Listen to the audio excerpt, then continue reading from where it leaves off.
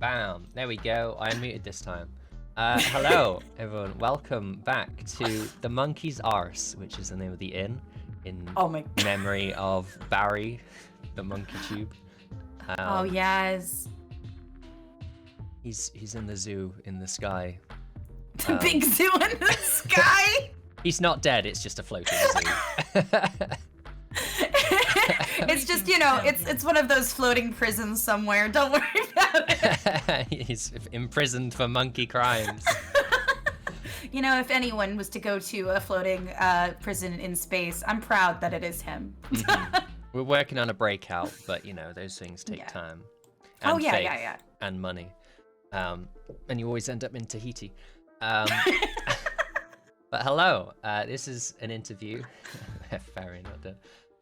With GobbieLynne. I hope I'm pronounced that right. Yeah, it's literally like Goblin. This is GobbieLynne. I'm very proud. I feel like an old man that has finished his crossword puzzle on the phone. And he has a nice little smile to himself. I got that one. I got that one. I've had so many friends that, Poffle included, that did not get it for 6 months. And then we're like, wait a minute. What? Well, it's like I don't know, a gift that just keeps giving, I suppose, every now and then. Yeah. Yep. I see a lot of lovelies in chat. Hi, everybody. Hello. I'm not going to attempt to read them. Deus Ex Caluro. I'm so sorry. Vanderwolf. 8 lines. Thank you. You can call Deus Ex Monstrum Mr. Manager. That's my Mr. Manager. Hello. Welcome, Mr. Manager. I will look after your, what do you call a managee? Employee? Employee. That makes a lot more sense. Thank you for Close enough. Intern? He doesn't pay us anything, so actually it's intern. Is that all goblins, or? No, it's actually me and a bunch of people, which I'm sure we'll get into, but me and Cleo, Ironhex, Petra, Kana, and Sun, Yoram Sun, Dem, we're all part of a group called Deus Ex Monstrum, which is Dem VTubers. And we all are friends IRL that decided to become VTubers. And that's Mr. Manager was the one who was like, hey, would you like to be a VTuber? And we were like, I guess. Excuse me, I need to quickly put my tits on. Oh, no problem. I put my tits on all the time. Ow, thank you. Sometimes you need to set them up, you know, that's what a bra's for. Yeah, you know. I mean, as much as it's nice to let them free, you need that +1 armor sometimes. Sometimes, yeah. But yeah, before I get too distracted by bras and tits and people throwing stuff at me, would you like to give a quick little introduction to yourself? Yeah, sure. Hi. We're already started. We've already started getting into it. I am GobbieLynne. Hi, everybody. Hi, GobbieLynne. I'm Gobbie. I'm chaotic. Oh, us too. It's okay, Gobbie. You can no. It's okay. You can talk here. It's a safe place. It's just. Ow, thank you. It's not safe anymore. They're throwing fruit at me. I keep forgetting to turn off the TTS for it. Ow. Thank you for the panda. I am a variety VTuber. I like to play a bunch of games, but I also like making weird content. So I try to push the boundaries of Twitch and try to make fun shit. And I just have a lot of fun here. And I'm, as you can tell, a Goblin VTuber. If you can't, I check your eyesight. But yeah. I play video games. I do weird streams, and I've just started taking up art, so art streams as well. That's very good. I completely went blank. That's okay. That's okay. My content, as my chat calls it, is charmingly scuffed. So yes. I embrace my scuff, and whenever some random shit happens, I'm like, it's part of the scuff. This isn't your dollar scores. Why are your stores so hard to say? This isn't your dollar store scuff. This is what's a fancy shop in America? Fancy? A Gucci. This is good. This is Gucci scuff. Now I think I made it better. There you go. I could have said Walmart scuff. Wait, where's that?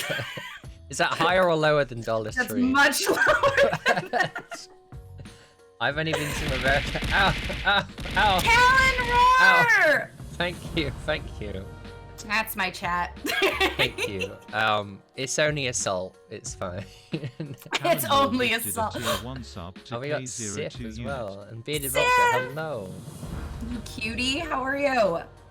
Sif was here yesterday. We were doing RPG shenanigans. She was a dragon.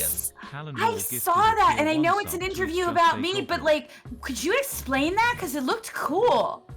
I'm very quickly skipping the stuff because I always forget to turn off the TTS on it. Thank you for the gifts. I appreciate it a lot. I like running RPGs. I've run them for a while. Running RPGs for a full group on stream is really hard to organize. If you thought organizing a collab was hard, fucking words.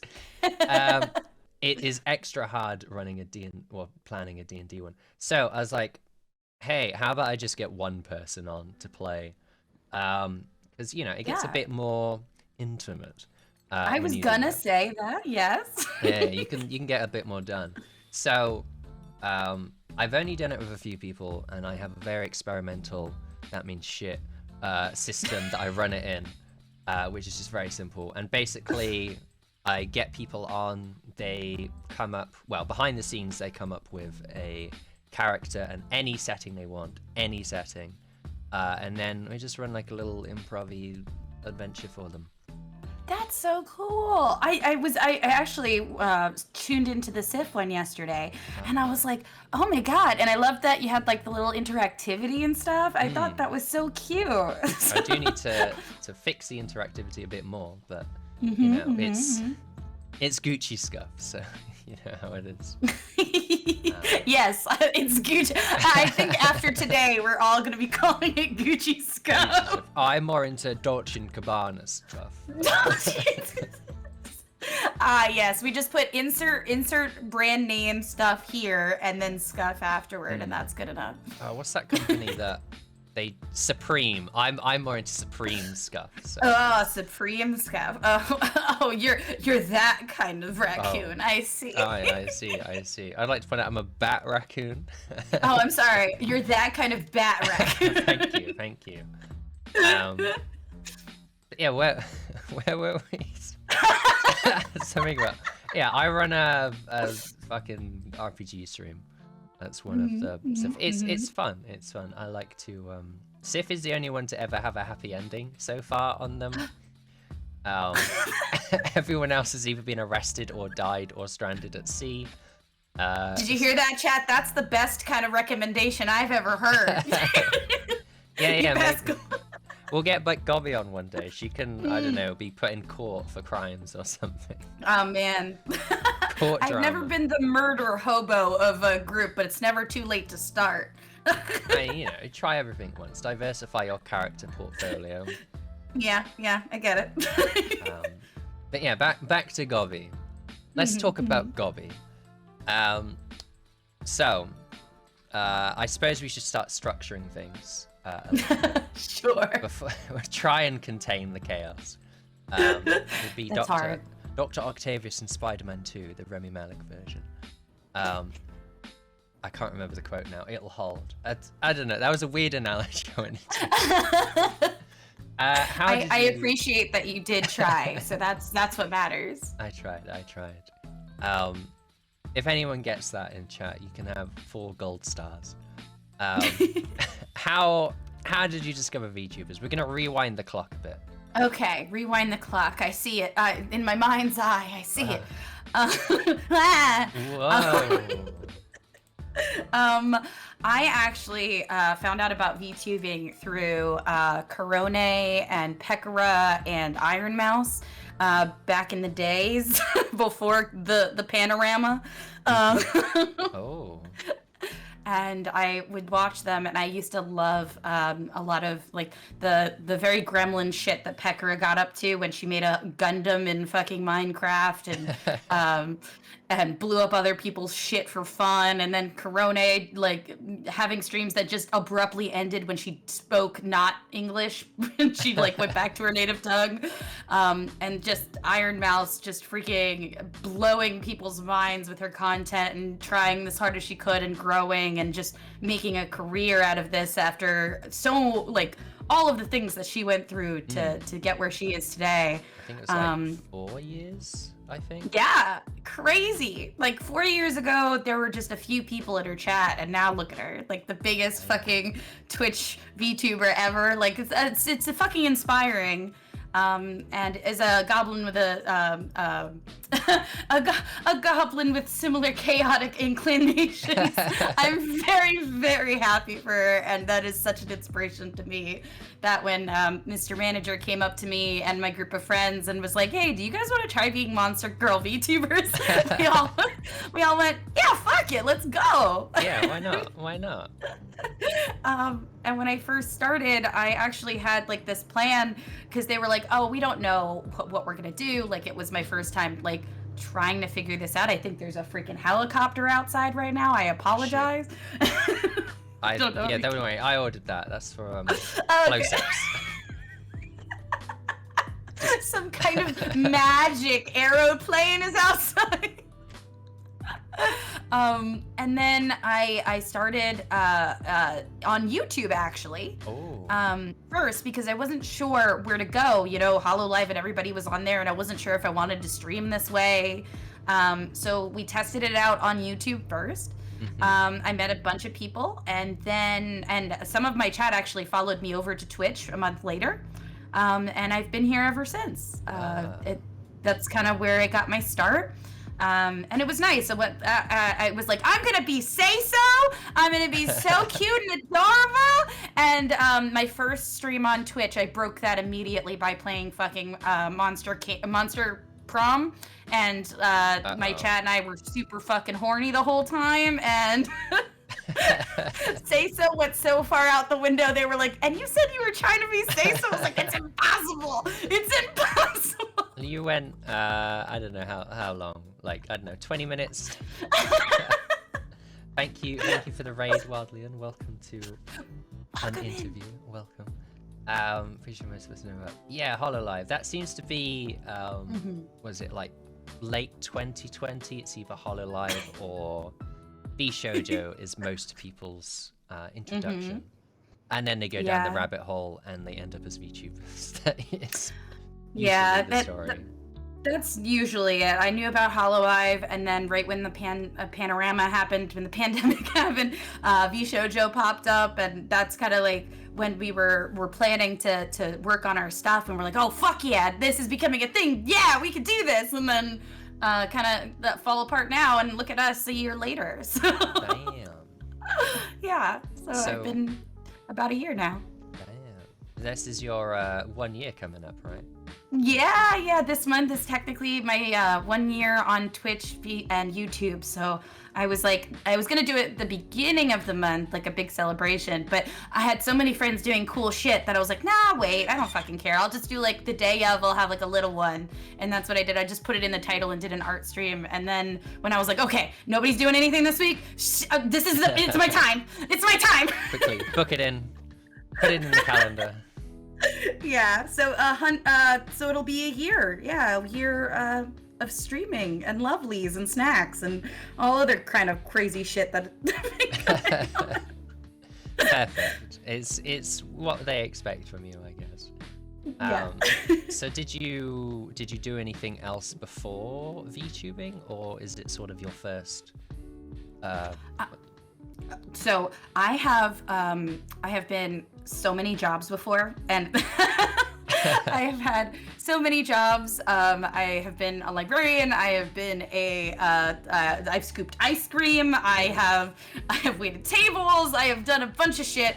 And even now, I was actually, after the pandemic, I had lost a full-time job and had 2 part-time jobs and was streaming. And then basically, recently, I told chat and everybody that, hey, I'm going to take streaming more seriously. And I told my part-time jobs to eat shit. And so I'm tired of scheduling all their stuff and doing work that I wasn't paid for. And I will be doing the bare minimum until I can make this streaming more permanent. So I refuse to do more than what I'm paid for. So I got the courage to do that finally. And I actually worked in freelance graphic design for TTRPGs as well. Ooh. And my Goblin name's not on there, but there are quite a few things that my name is attached to in the TTRPG realm.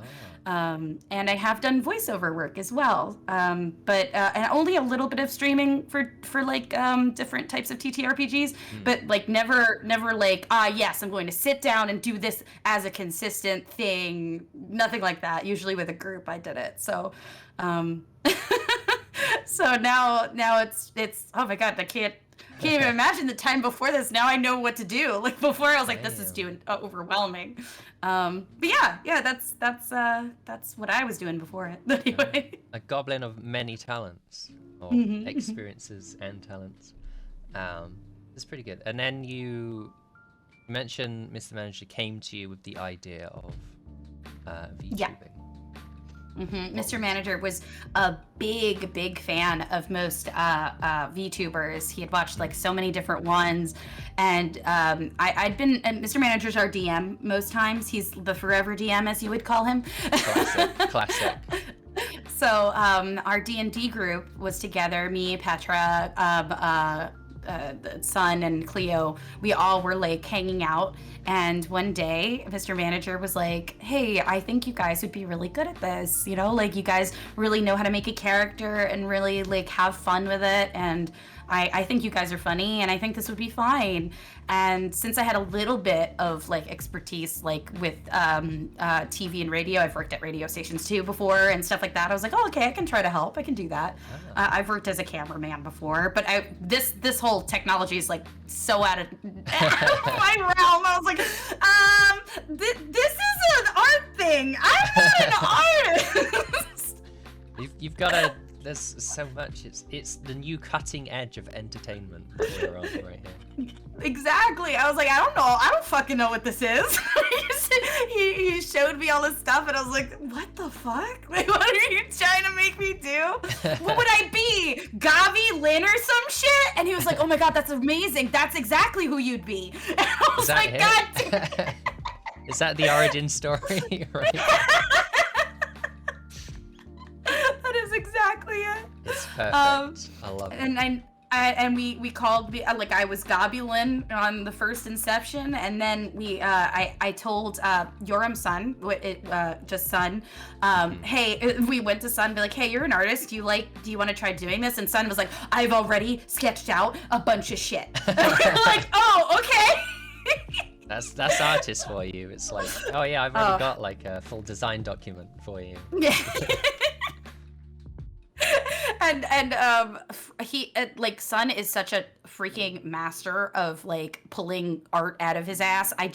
He's such a wizard, just a fucking like god. Like so many artists are blown away by Sun because he will just be like, oh, you mean this thing? It's like, yeah, I can't get it out of my head. It's like asymmetrical and it looks like this, but it's also part monkey. And here it is on the screen, exactly what was in your fucking head in his style. And he changes his style all the goddamn time, so it's like gorgeous no matter what he does. Oh. And the first sketch of what I looked like was about the same as what I was. I had a belt, but other than that, it's about the same. And then Petra and Sun came after me, and then more recently, the Dullahan Cleo Iron Hex just came out of our group, and that's another person from our D&D group that decided to join as well. Just recruiting everyone into the into the group. Yeah, I mean, it's a lot easier when you have friends to support you, I think, and 100%. Especially since we're IRL friends, it's a lot easier for us to like call each other. Cleo and I are very similar, where when we touch technology, it explodes. We definitely are cursed. So Cleo will often ask like, "Hey, did this ever happen to your computer, Gobbie?" And I'll be like, "Oh fuck yeah, okay, we gotta call Mr. Manager. This is bad. The screen turned blue again. Oh no." Uh-oh. I don't think smoke is meant to be coming out. Not ideal. But that is exactly what would happen to us. That's pretty good. You've and that was a year ago now. Yes, yeah. It's been I'm sure it's been a good year. Yes. So what was your you mentioned you did Monster Prom as one of your first streams. How was your early streams like? How did you find it? I first played Hades. That was actually the first game I did on my debut because I really love roguelikes like that, like hack and slash roguelikes. I like side scrollers like Odin Sphere and stuff like that. So when I saw that Hades was kind of like that, I jumped all over it. So I played a lot of Hades. I played Yakuza Yakuza 0. I actually never finished it because I got like burnt out on it. I played it so often because I loved it so much, and then I was like, okay, I'm kind of done with Yakuza right now. But I'm really close to the end, so I really want to finish it. One day you'll finish the Yakuza. Right, and then what else did I play? Oh, well, obviously Monster Prom, which I have done Monster Prom like 4 times, and I've only gone to prom once. So. Oh, well, not to toot my own horn, but I've only played it once, and I went to prom, so. Oh, 100% success rate? Yes. Oh, I gotta ask you for your tips and tricks. You do funny voices. Well, pick who you want to mac on at the beginning of the game and focus on them. I should have done that. But I'm so bad. I always try to go Polly, but every time I try, she just is more interested in drugs than me, and I can't. She ghosted you? Yeah, she ghosts me every time. No, Polly. She hates me. I can't. She's turned me down so often, but I love her so much. How does a ghost do drugs? She talks about putting it in her eyeballs, so I guess they're more like, there than other things. That brings up more questions than answers. Exactly. I don't understand it. But yeah, maybe I hope you get more success in the future with your dating or prom. Yeah, me too. Me too. That's fine. Me too. I'm sure it'll go well. The screen is raspberry flavored. Wait, is that a reference? Bearded Vulture, what? My chat going nuts in here. There was literally one goblin when we started working on God. That is true. That is very true. Back in that day, we saw Pazzled Eggs. Oh, wait, I'm not Angie. Why did that happen? We saw Pazzled Eggs, and I was like, cool. And we were going to debut actually in October, but a lot of stuff happened on our end that we couldn't control. And so we were like, no, we're gonna wait until our friend is ready, and then we'll go live with it. And that's what we ended up doing. We waited until around like April, and then kind of went from there. It's a smart plan. You didn't want to go before you're ready, I suppose. But yeah, so models, because you have a 3D one and a 2D one. I do. What did you use in the beginning? This one actually, the 1.0 model of this, where it wasn't as expressive because now I have an iPad. But this is actually, my model is the oldest out of the 4 of us. Well, obviously 3 of us. Technically, Cleo doesn't have one. So this was the one I started with. And now it has all the same parameters, except I use an iPad now, so it's a lot more expressive, and my eye stars are a little bit more defined, so you know where the hell I'm looking. But that's about it. And the 3D model I just recently got from Gabby on Twitter, and she had such a freaking deal for it, and I was like, I just want a 3D model to do weird shit with. Is that okay? And she was like, fuck yeah, let's go. And she was not only just super excited to try it, and I was like, I want to see your art style. It doesn't have to be like 1-to-1. It could be whatever the fuck you want. So it has a little bit of Gabby in it as well. Because even my emotes, I try to get different artists because I really like to see like different art being used every once in a while. So a lot of my stuff, even if it doesn't match, I don't give a shit as long as it has the spirit of it. It's like, in the end of the day, you know it looks like me, right? Like it's, I don't care if it's all made by the same person. So I'm very excited. That's why I have like, Sun made me like 5 other like I have like Gobbie, I have Gobbie Wheeler, I have Gobbie in a boot, you know, like and Petra has a bunch of other things. It's just because like it's the spirit, you know, it's us. And we get possessed by the spirits of other things. So it happened, you know, normal Tuesday night, get possessed. Normal Tuesday, yeah. And I apologize. It sounds like a neighbor downstairs is mowing their lawn right now too. So well, you know, it has to be done. It adds ambience. It makes it feel more real. Yeah. We're just gonna pretend there's like a lumberjack outside with a saw or some shit, and it's good. It's good. That's all how it works. Yeah. So this is a tricky one for some people, but character lore, is that a secret? Would you like to know my lore? Yes. No, it's not a secret. It's not a secret. I've said it before. I've said it. Well, I'll probably say it again tomorrow. But basically, my lore was Mr. Manager. So okay, wait. I'll go back to the beginning. GobbieLynne worked a lot of odd jobs 2,000 years ago. Set in the scene. 2,000 years ago. I worked as like a milkmaid. I did a lot of little things that, you know, they were like, oh yeah, kids could do this. But they were like, oh, this goblin, haha. Wait, was it a job for goblins or for? It was jobs for at the time smaller people. So I took the job. Okay. I took the job because they needed little hands. So I can't believe you taking jobs away from the hobbits. I had to. They wanted to sit and sleep and smoke weed all day. I said I would do it, okay?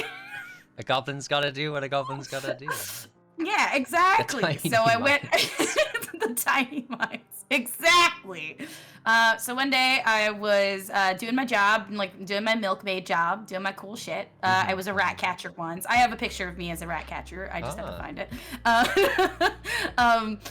There is it's an art painting. It's not really a picture, but you get the idea. Yeah. So I was doing milkmaidy things, and all of a sudden a wizard was trying to capture this big monster that was in town that was attacking the villages, and I was like, I have to get my job done so I can get paid that cash monies. And I was running away like everyone else, perfectly minding my own business, and by mistake got captured instead of the monster because, you know, Goblin is technically a monster, don't worry about it. And I got trapped in a smelly old boot for 2,000 years. The wizard didn't know how to take me out. I never said he was a good wizard. I don't know if he got the monster. All I know is that you know, details get fuzzy after 2,000 years. These wizards with their, like, you know, they get their magic license, they just go out there with disregard. Back then, they didn't have many rules. They didn't have a lot of good rules either. They were bad at their jobs. Come on, wizards. Do your stuff. Get your shit together, wizards. Fucking you wizards. heard me. And then Mr. Manager found my boot, and he wanted to, make a lot of money because he's, a horrible businessman. And then he summoned me and two other VTuber, all of us, but we couldn't pay his bills. We weren't harbingers of death like he'd hoped for. So to pay him back for the money he spent on our objects of imprisonment, we VTube in order to pay him back. Damn. So it's quite a sad story, depending on how you look at it. Yes, yeah, I have, like everyone these days, I have debt, and I'm paying it back through VTubing. I got bills. I gotta pay. It's too real. It's too real. I'm gonna stream every day. So, yeah. Moral of the story is fuck wizards. Yeah. Moral of the story, fuck wizards. And that's why my hair is I have several abilities, not only getting possessed by fictional characters like Joey Wheeler and GobbieLynne, but I also am mana touched. So I can teleport into your fridge and eat your food. That's my special ability. Yeah, that's it. Well, how does that work? Can you do you pick the fridge, or is it just the closest fridge you can teleport to? No. I get to. I have to visualize your fridge. I have to think. Oh yes, it's Kamori's fridge. So it's stuff that's about to go bad anyway. So I have a steel stomach. I'm a goblin. I can eat whatever. So it's the stuff you were like, I thought I had extra lasagnas, and I was like, no, I got that. Don't worry. It's recycling. It's food that was gonna go out anyway. So exactly. I was gonna say my fridge is quite small, but I guess you're a goblin, so it's fine. I'm also quite small. You can find a way in there. I'm like Santa. I adjust my size depending on the chimney. So. Yeah. Makes sense. Slave the capitalism. What do you two have? Trevor. Hello. I often ask my chat every time I go live what they had to eat today. I had a turkey sandwich and cheese on cheese bread. Actually, it was very good. Cheese on cheese bread. Cheese on cheese. Greetings everyone, Kamori 4 raves, Kamori 4 raves, Kamori 4 raves, Kamori 4 raves. Kamori 4 raves. I see. Thank you. And you fit in the boot. Wait, so you got shrunk into a boot, or was it a magical boot? It's kind of like I know right now Pokemon lore is all over the fucking place, but yeah. Thanks, Arceus. But it's a magical boot, so it kind of makes you small like a genie would be small. So this. There we go. So I am able to fit in said boot that way. It's a nice boot. Thank you. After 2,000 years, I've really I'm quite fond of the boot. So you can hide in it. Yeah, it smells good. You gotta sniff deep. Here, do you want a little sniffy? That's It smells like leather. I see. I'll let you appreciate the smell. I will stick to. It's an acquired smell. I get it. Smell of boots. Who wants to smell Gamer Goblin boots? I feel like it's a brand at this point, right? Gamer Goblin foot. Gamer Goblin foot. I had a sandwich called the Big Teddy. It's a barbecue covered in New York cheddar cheese. Ooh. That does sound quite nice. It does sound. That does sound yummy. Yeah. Salad with a hard-boiled egg. That sounds healthy. That does sound yum. Iranian food. I'm not sure what Iranian food is, but I'm sure it's pretty good. Yeah, it sounds good. I'm not cultured. I don't know. Honestly, most people have to tell me what they're eating because I have a lot of chat from all over the fucking place, and I'm always like, "What does that mean? What is?" The first thing I actually I like swapping recipes with my chat a lot of times. So when I actually first started streaming, my core, the people that came in all the time, were people that just told me like things they like to eat or like specialty foods from where they were from.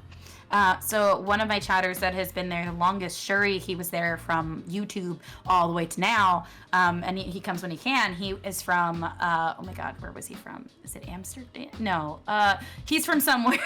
One of them European places. Yeah, and he had cannellin, and I had never heard of it, and so he sent me a recipe from his family, and so I made it, and I would like share it on my Twitter and be like, I did it! I made this thing! And so I would just share like local cuisines with chat, which was like my favorite thing to do. And because I work so hard now, it's very hard, but like every once in a while I'll cook something, I'll be like, Chat, I did it! You did it! Do you like share it on like Discord or Twitter or streams? Actually just Twitter. I don't have a like dedicated Discord actually. Gotta keep people. I don't know. What is the point of a Discord? I'm second guessing myself now. No. I mean, there are many good reasons for a Discord. Like, I totally see the appeal of it, but like, I have been in Discords before, or part of Discords, and I was like, Discords are a full-time job. They're a full-time job when you think about it, because when you're not streaming, you're in a Discord, and you're this person while you're in Discord. And so that was like another reason why I didn't share like my main account for Final Fantasy 14, because whenever I'd be on it, I would have to be working technically, when you think about it, right? When I wouldn't be able to just chill and be alone and just be like, everyone would know. And the same thing with Discord, you're kind of opening yourself up for a full-time job. And at the time I was like, I'm not going to put that on my friends, because my mods are friends as well. And so I didn't want to be like, hey mods, can you also do this? Like right now my mods are part-time. Whenever Dem is online, they do it when they can. But by opening up a Discord, I wasn't ready for that. All of us, like Cleo has a full-time job, so I didn't want to put that burden on anyone else. And so we all decided, Dem as a group, that like, we're not going to have a Discord. We'll join other people's Discords. We'll do like collab Discords and then delete them.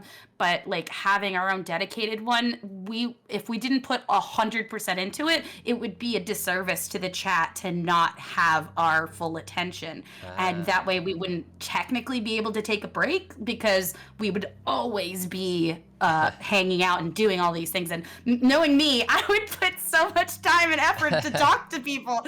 I would hate for someone to feel like they weren't like heard. So I've actually kept all of my communications within like Twitter and like posting, so a lot of my chat knows that like if they want something to see me, to be seen by me, they'll tag me in it, which I always love. I'm like, no, tag me in something fun that you saw. Like I love fan art, so I was like, hey, if you see a fucking eggplant that grows that look kind of like me, you take a picture of it, say, hey Gobbie, this looks fucking like you, and I'll be like, fuck yeah, I'll be very supportive. But like but I would like it in these like channels where you can contact me, so that way I can give you 100% in those places. This makes sense. Yeah, I see what you mean. I see where you're going from. And I spend a lot more time on my content, which is what everybody likes at the end of the day, right? So. Yeah, there's like you unfortunately you never truly stop working, because either you're streaming or you're doing stuff for stream off of stream. Yeah. It's a lot. At the end of the day, it's a lot. Content creation is you are constantly creating. You are free. Oh, you are awesome. Sorry, I read that as free. You are free! You are free. You have given me a picture of me as an eggplant. I am free. I am free!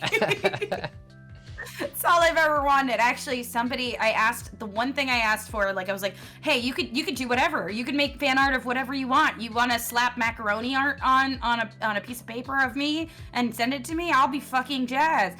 And somebody somebody did a beautiful macaroni art of me in Blender, and I was like, that takes a lot more effort than buying pasta at the fucking store and putting it on a piece of paper. You made it in Blender? That is dedication there. Yeah. How are you gonna put it on the fridge? You're gonna have to 3D print it out.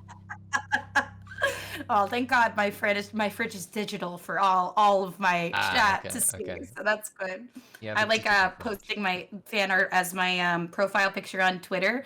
So I say that that's on the fridge, so that way everybody gets to see it. Beautiful, fantastic, good work. Put it on the fridge. Glue is true. Glue is messy. It is true. It's true. Food from Iran: saffron rice, grilled chicken, lentils. Oh, some lovely, lovely foods in the chat. Everybody's good job. Give us your foods. You're in and in. You need to share the food. Yes. So yeah, we spoken about what your early streams are like. What is your streaming more recently been like? Oh, fucking chaos. Recently I've been streaming Kirby, which I absolutely adore. Very good game. Very fun game. Lot of mouthful jokes. A mouthful of jokes, if you know what I mean. I get you there. I just hope the game doesn't suck. No, it's good. It sucks, but in a good way, you know? Hey, just like hey! I was gonna make a relationship joke, but it was too deep. It's too deep. You might say that Kirby takes things too deep too, but that's okay. Yeah. It tends to morph himself into who he. So that sounds like a relationship problem. It truly does. When you really think about Kirby, there's a lot of red flags there, but don't worry about it. Don't worry about it. Where does the food go? I don't know. Don't worry about it. Don't worry about it. But yeah, you've been enjoying the game. Yes, I have. I've been playing. I've been doing art now because I actually took up art while streaming. That was something that I always wanted to try, and Chatter was. I was actually trying to do art. I got like this like $5 off of like Facebook Marketplace like tablet and started drawing. And I was like, oh, okay, I'm just gonna do like crappy art and whatever, and you know, see how it goes. And one of our chatters, I think it was Plush King Rask, messaged me and was like, hey, do you want to learn how to art? And I was like, yeah, why? And he sent me through Amazon, my Amazon wish list at the time, he like sent me a fucking full ass tablet with a screen. Whoa. And I was like, holy shit, now I have to art. Now I have no excuse not to art. Now you have to. And that's exactly it. I have my Huion right here. It's like a little guy, and I love it. And that's how I got my start arting. And now I'm able to art like I think I'm doing much better than I started with 100% now that I've taken it a little bit more seriously. So I try to have art days. I try to have like a little weird day of whatever. I have this thing called Fuck Around Fridays where I don't even know what I'm doing that day until the day of, really. But it's usually stuff that I get to hang out with chat and do. So like I played marbles. I've played some other games. I'm probably going to try to play Yu-Gi-Oh! Now that I know the basics of it. Joining the crowd. It's okay, I did the same thing. I know. I really like it, and it's so crazy, and like I swear to God, the rules feel made up at any moment, but it is in a video game, so I have to say that it is like at least somewhat written down somewhere. It is, so yeah. And chat loves beating my shit in, so it's probably mostly for chat to beat me up, I feel like. So it's for entertainment. As long as chat is having fun, then that's what matters. And what else? Oh, and then I this year I've done a lot of weird shit. I did a kazoozicle, and I kazoo a lot to get around DMCA. that's clever. I'm gonna write that down. Yeah, I have my kazoo. My kazoozicle was just me as a concert for the holiday season, and so I just like sat on. I did a stage goof where I had like super serious lighting and super serious like artistic views, and just did a bunch of karaoke songs of like Christmas songs on my kazoo. I'm sure it was a magical experience. Yes. The best part was Barry the Bugbear said it was the best fucking thing he'd seen all year. I was like, I've made it. There you Barry go. liked And that was in December, I'm guessing. So that must have been very good to beat all year. Yeah. Thank you, Kellen Moore. He said he found me on the musical. Thank you. I'm actually going to do something similar tomorrow, but with Honey Goblin, so keep an eye out for that. It's going to be fun. I'm like super excited about it, but it's... Kazooette? Do you Kazooette? I'm calling it Kazoo New Game Plus. Oh. This is Kazoozical New Game Plus. That's what I'm calling. You get to keep all the skills, but you go back to the beginning. Yeah. Makes sense.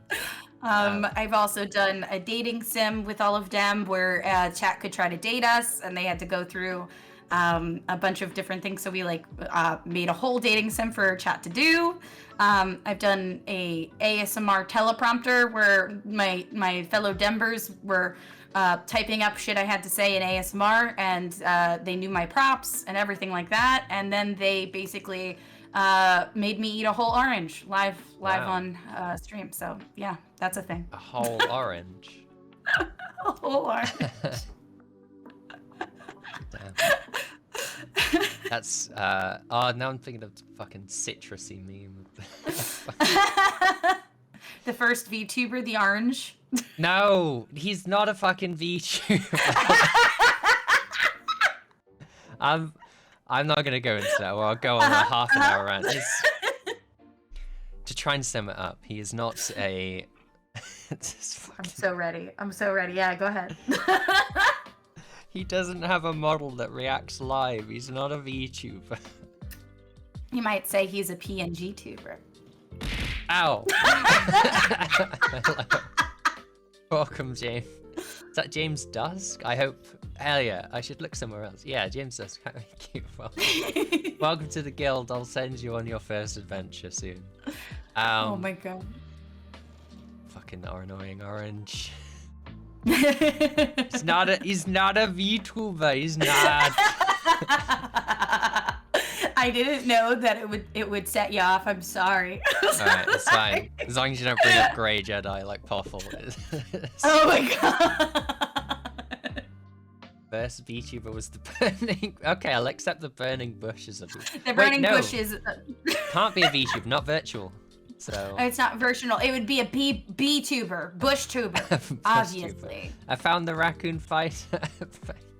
I'm only 20% raccoon. Thank you. I appreciate it. I'm actually losing the raccoon in my next model, but I'm keeping the mask in solidarity for my raccoon brethren. I understand. It's understandable. So, biblical. B is for biblical. Biblically accurate VTubers. I mean, I've seen biblically accurate like angels, so yeah, sure.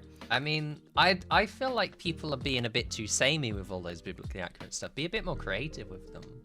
Mm-hmm. Be inaccurate. Yeah. Come on. You can do whatever you want. Crazy frog. No. Oh my god. Look, to be a VTuber, you need a model that reacts live to your like. You can record it like afterwards, but it has to be a model that reacts live. That's my line of what a VTuber is. So technically, the avatars in the Avatar movie, I think they are technically VTubers. I don't know how fast they can render that shit. Raccoon Tanuki. Kermit the Frog. Kermit the Frog. He's a felt tuber. Yeah, he's a craft tuber. It's different. Yeah. Come on, with puppet tuber. I was talking to Preston about it. There is a SNES, like a SNES that talks to somebody's voice somewhere on Twitch. I've forgotten his name. I feel bad for it. I can't remember his name. Anyway, back to Gobbie. Let's talk about Gobbie. So yeah, what are some of the I think you've gone over a lot, but what are some of the highlights of your year so far? Oh man. I did a subathon, my first ever. I'm the only one I've done so far, subathon in October. And it was near my birthday, so it was kind of like a birthday subathon. And I had so many friends, so many people show up, so many very generous people. And I was trying to get a new computer because at the time my computer was called Frankie Chan, like like Frankenstein or like Frankie from One Piece. Like that was kind of what I was going for because it was such a monstrosity. It was a computer that was like gifted to me by a friend because my old computer broke, and then all the parts I had every year on Black Friday, I got the cheapest shit to shove in it. So whenever there was even a slight upgrade, I think I had like, oh god, it was definitely under 3,000. I think the last graphics card I had, it was like, oh god, like 1080 or something. It was like 1040 or something like that. That was what was in it when I did my subathon. And whenever I tried to play video games, it just kind of chugged. I couldn't move. I had to be a PNG. Like, it was so rough. And I was like, okay, like Dem actively was like, you need a new computer, Gobbie. It's getting to the point where if you don't get a new computer, we don't know what's gonna happen. It's gonna blow up. And I was like, okay, let's see. I'll just get. I just want like an okay computer. So we'll put like a like 1K on the board. And chat was like, that's not enough. And I was like, okay, well, how much? Like I was willing to like do halvesies, you know. Like I was like, I'll pay for the whole thing, you know, like for the half of it. And chat was like, no, tell us the full price of the computer. And I was like, okay, fine. The whole price of the computer is like 2,000, like 2,500. And they were like, okay, hold my beer. And not only did they fucking pay for my entire computer, but they also paid for like extras on my computer. Like I ended up like they made the computer I have now. They fucking it has cool water cooled and LGBT lights RBG. I always get those fucking mixed up. I'm so sorry. You can make them LGBT lights, I suppose. I mean, they are rainbow. There you go. They're rainbow lights. I just keep calling them LGBT lights, but they are RGB lights. There's a grandma out there somewhere that's like, hello, I'm getting a gift for my grandson. He's asked for a gay computer. Do you have one? It's very gay. It's got rainbows in it. Rainbows in it. I'm so sorry. Couldn't help myself. It's fine. I fully embrace British shitness in life. I'm so sorry. I couldn't help myself at all. Oh, my grandson, yeah, he's got a fat computer. He wants some gay lights in it. Well, I have to say, mine is powered by water and gay power, so it's good. That's the best of. That's like on the human needs, right? It's got the best of both worlds. Hell yeah. Yeah, definitely. When are we getting like a third method of cooling? Because we got fans, we got water. It's like Avatar, right? You have earth and fire, isn't it? Oh yeah, fire. Oh my god, could we please get like a lava cooled or like lava heated or lava powered, whatever. Yeah. Sick. It's like you heat it up so much it overclocks into being like minus temperature. So Earth, it's like in the ground. You actually have to cut out a part of your house in order to get your computer work. You're just like, oh, no, it must be touching the ground in order to be powered. That would probably work, to be honest. Right? It's like natural cooling. Oh my god, what if it's like Magneto? What? Oh my god, now we're theory crafting. I'm getting my Graham Boy gay computer. Oh, so they play Final Fantasy 14. Got you. Oh my god. I feel so seen, Spadwinkle. Thank you. Mine's go high. Hello, welcome to the guild. I'll give you a fucking quest shortly. I'm just gonna make that the new thing. I shout whenever people come in. Yeah, I'm gonna give you a quest. You hang tight, all right? You gotta show your worth first. Yeah, you know. Just, there's a queue. You gotta do paperwork, you know. We're fed up with being sued. Go attack some slimes. I don't know. Bring me some grass. Could you go outside and touch some grass, and then I'll give you a fucking quest, all right? Yeah, come on. You're not happy. Ow, thank you. The power of anime and gay. Shit. Yeah, I have that. They're both on my side. So is God. Damn. God, anime, and gayness. I love that video. Where's Vine gone, man? I fucking miss it. R.I.P. Damn. A moment of silence for Vine. A moment of silence. We all just. There we go. I was gonna leave it to see how long it would wait until it got awkward. That's perfect. That's fine. We just mute ourselves. We go on full tilt for over a minute, make it real uncomfortable. Chat comes in going like, "What the fuck?" I'll put text on the screen. Moment of silence for Vine. Yeah, there's fucking Vine, man. My favorite one is the two Japanese girls, and they go bathroom selfie. Might be a bit of an obscure one. Or the and they were roommates. Oh my god. And they were roommates is my favorite. I actually had the one that I really loved that was I don't know if anyone saw it but me, but I'm always like, I love it. It's when a freaking runaway lawnmower is going into the sky and it's like I want to know how they did that. How did it get up there? It's so good, and it's just so good. I feel like only internet boomers are into Vine. All the kids these days are talking about their TikToks and their ticketed talks. Actually, well, I can't put down TikTok because I'm on TikTok, but like it is like I do see a lot of people have the Vine spirit when it's really short and sweet and to the point. I love those. Yeah, like now you can have a 3-minute TikTok and it takes a long time to get to it. And I'm like, okay, it was a good payoff, but like it takes a while. No, back then they had like a few seconds to get their joke out. No head, smash skateboard. Got it. Like a full story, a Shakespearean tale told in 5 seconds. Exactly. Moon. Hello. Exactly. Moon. Moon. Welcome. Moon, that is 100% how most of us speak these days. It's like, yes, this TikTok, a little bit of Vine, TikTok. TikTok. Come on, quickly. What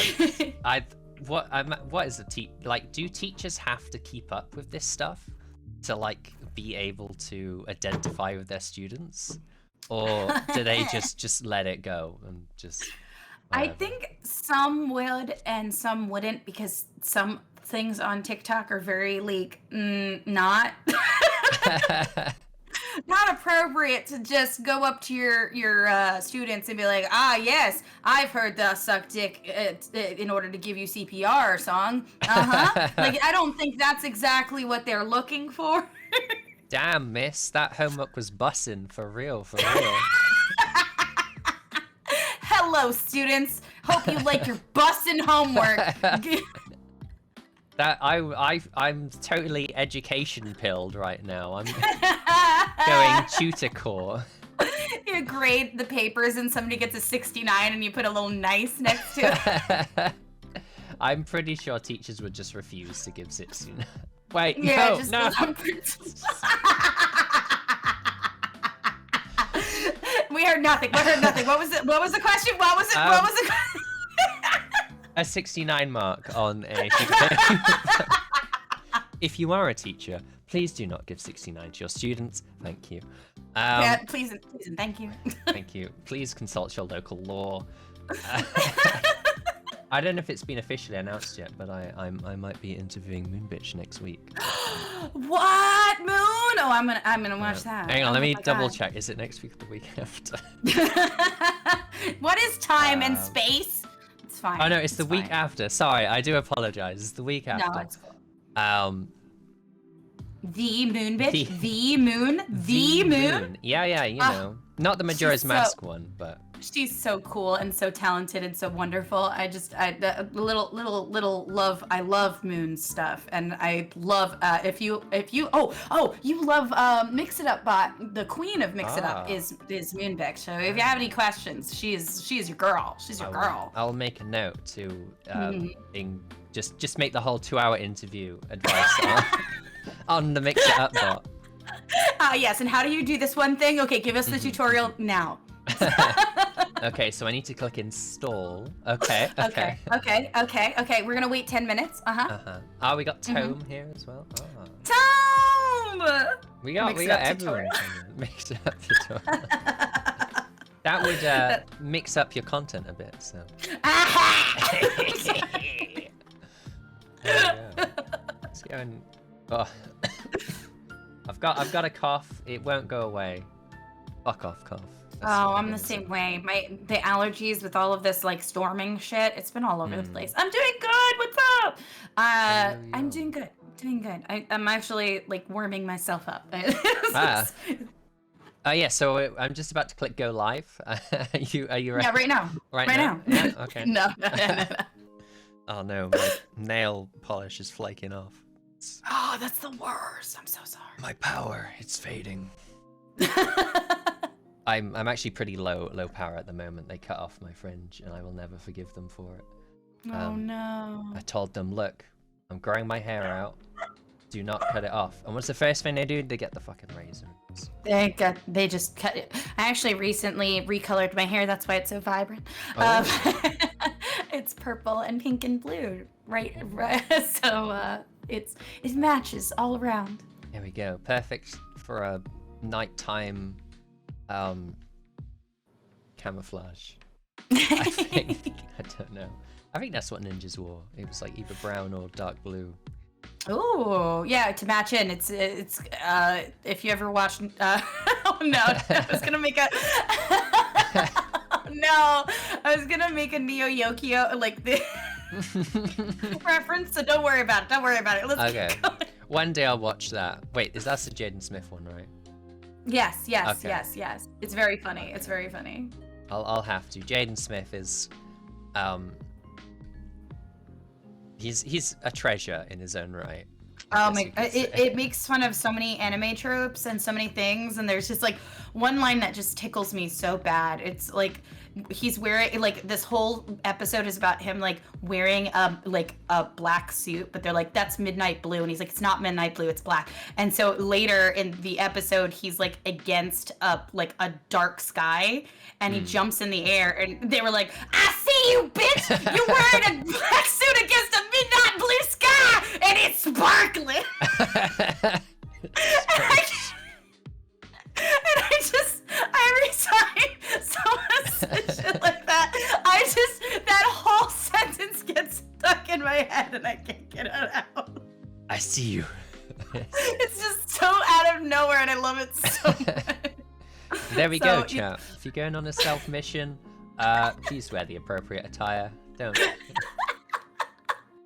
I'll just laugh at you in space. No, if you do end up watching it, I think of me in that moment because I am just cackling beside you. I don't know why. In spirit, I will. In spirit. Imagine you're there, eating cheese on cheese. Cheese on cheese, like I do all the time. Cheese on cheese. Cheese on cheese, yeah. Get the triple cheese, like a triple choc cookie, triple cheese. Salami. Oh yeah. Oh my god. Three guys talking about how good their fries are, and the guys saying, "What these fries are unequivocally fucking busted." I don't understand the kids anymore. The knowledge of that show is just that giant Toblerone. That the year I watched Neo Yokio, every single one of us got each other for Christmas the giant Toblerone. Like we all bought each other a giant Toblerone because it was just the funniest fucking thing. We're like, oh my god, bitch, did you give me a giant Toblerone? Me too. Oh, like it was very funny. Put them all together, make an extra long Toblerone. Exactly. Or just hit each other with the boxes. That's not so fun. Little swords. They're little built-in swords for you. Yeah. Recycling. Yeah, recycle. Reuse, recycle, reuse, sword, recycle. Yeah, Live, laugh, recycle. That's it. Yeah. Yeah. I'm gonna become a what do they call it? A middle class mom. I'm gonna have reuse, sword, recycle up on the wall. But it should be right back there. Back cloak pin. Yeah, I've got one. I've got one of those. I keep getting empty-headed. It's Lucasade, I'm telling you, it gets you. Oh, it's getting you. It's getting you. That Pokemon you're drinking, you're sucking down right now. Oh, Lucasade. Sucking down a fatty Pokemon, fatty Bifter. Who's that Pokemon? It's Lucasade. Lucasade. I swear, every single time Poffle says Lucasade to me, I'm like, yeah, uh-huh. That what is it? What? Has Puffle told you the story about how she's realized why it's called Lucasade? No. Oh, well, now you know what to talk to her about next time. Oh, I'll have to ask her. I'll be like, I don't know why it's called Lucasade, so I'll be like, hey, that Pokemon, why? Why is it called Lucasade? Well, you see, in Japanese, the name... Fuck. For the English translation, it had a typo. But yeah, let's talk about Gobbie. So we've spoken about your past. We've spoken about your present. I'm getting a bit lightheaded now. Oh no, the Lucasade, it's getting to you. It's getting to me. I'm going down. Let's speak about your future. So there are usually two sides to this. There's the VTuber model side, and there's the content side, and there's the third secret side of whatever you can think of. So what are your plans for the future that you're allowed to talk about? I recently went on a break, like a month-long break in March, to kind of reassess. I spoke a little bit about that, where I told my part-time job so they can eat shit. But when I did, I came back because when I was away, not only did I take it for my mental health, because it was like I was working, I was doing all this stuff, my emotional, my mental well-being, I was totally burnt out. I was doing too much because I don't know how to say no. When I think of something exciting, or if someone comes up to me like, oh, do you want to do this cool collab, or I am the worst person to say no. I will be like, oh my God, I have a stream earlier, but I will do it. I will 100% do it. I will do 10 things at once. And the same thing with work. Whenever someone's like, oh my God, somebody called out, I'm the first person to be like, well, of course I'm going to do that. And I was in charge of like people's schedules and all this stuff. So like, it was a lot. It was a lot on me. And so a few months ago when I came back, I said, okay, I'm going to put streaming first because it's something I truly love and it makes me feel good. It makes me feel like I'm making a difference somewhere, and that my content is funny and my content is something that people want to see, and I don't want to stop doing it because it was on the table. Like I don't like saying that I was, but it 100% was. It was on the table that I might stop. Like I was like, what should be my priority? And I talked to my friends. I drove out of the state. Like I was very much like away from everything. I didn't even talk to my VTubing friends. Like even the people I spoke with them, all the time, we used to speak to them multiple times a day. I was like, I'm sorry, I'm literally turning off my phone. But then when I talked to my other friends and they were like, well, do you really like doing it? And like, what do you want to do going forward? And that was a big question. Like, what do I want my future to look like? And when I was like looking at my numbers and looking at all my stuff, I was like, oh my God, I want to do this. I want to see how far it goes. I want to see what my future looks like. I want to take a risk, and it is a risk. 100% it's a risk to do the thing that you've done 100,000 times since I was a kid, like since I was a little goblin, and stop working like full time and put some effort into streaming, which is a total like God knows what the fuck is going on. It grows every day. It changes every fucking day. It was a big choice, but at the end of the day, I said no. I'm gonna push for partner. I'm gonna get that fucking check mark, and I'm gonna prove it to myself, because that will be kind of like the imposter syndrome sitting back and being like, no, you deserve this. You worked your ass off, because it's hard to say something that you love as a hobby and then saying, no, you can make this something else. You can actually make something you love even more, and the people are supporting you. And I think it was I was like on my bed, like with all these emotions. And I think it was Cookie, my friend Cooker. He's one of my chatters, and now he's gonna be a mod. But like, he messaged me with like this beautiful music that he had made, and like an animation of Gobbie sleeping. And I was like, I listened to it while I was having all of these fucking emotions, and I started sobbing, like completely sobbing, and realizing like people are making content for me. People are like really, really supporting me and want to see me succeed. And I want to see me succeed too. And like, I don't think I ever thought of myself like in all of these things. I was like, I'm making content for me. I'm making content for my friends. I'm making content for them. I'm making content for like the chat. But I never actually asked myself like, hey, what do I want to do, or what I'm gonna do to take care of myself? Which I never asked I like doing stuff for family and friends and people. But I never think about what I wanted to do myself. So taking that month to be like, oh my God, what do I want my future to look like? That's kind of what happened. And then when I came back, I said, we're gonna fucking go to partner. I'm gonna hit the ground running, and I'm gonna actually do this. So that's what my future is. I'm precariously close to partner. I think all my ducks in the row. I think. Oh God, I don't want to say too much because I'm not 100% sure, but we're very close. We're very close to partner. Like tickling, tickling partner, tickling Twitch's taint on. Right. So it's one of those things where I'm also very like. That imposter syndrome comes back, and it's like, no, if you tell someone, it's not going to happen. And I know that's not true. I know that like everyone helped me say when, not if I get partner. And that was such a big step for me, because I was always like, if I get partner, I'd love to do this, or if I get partner, no. Like, people are making stuff for me when I hit partner. Like, when I hit partner, there are going to be so many changes to my channel. There's going to be so many weird shits that I get to do. I have like all these plans and weird things, because I don't have to care about numbers anymore. I can just literally just go forth with my weird ass ideas and not worry about anything.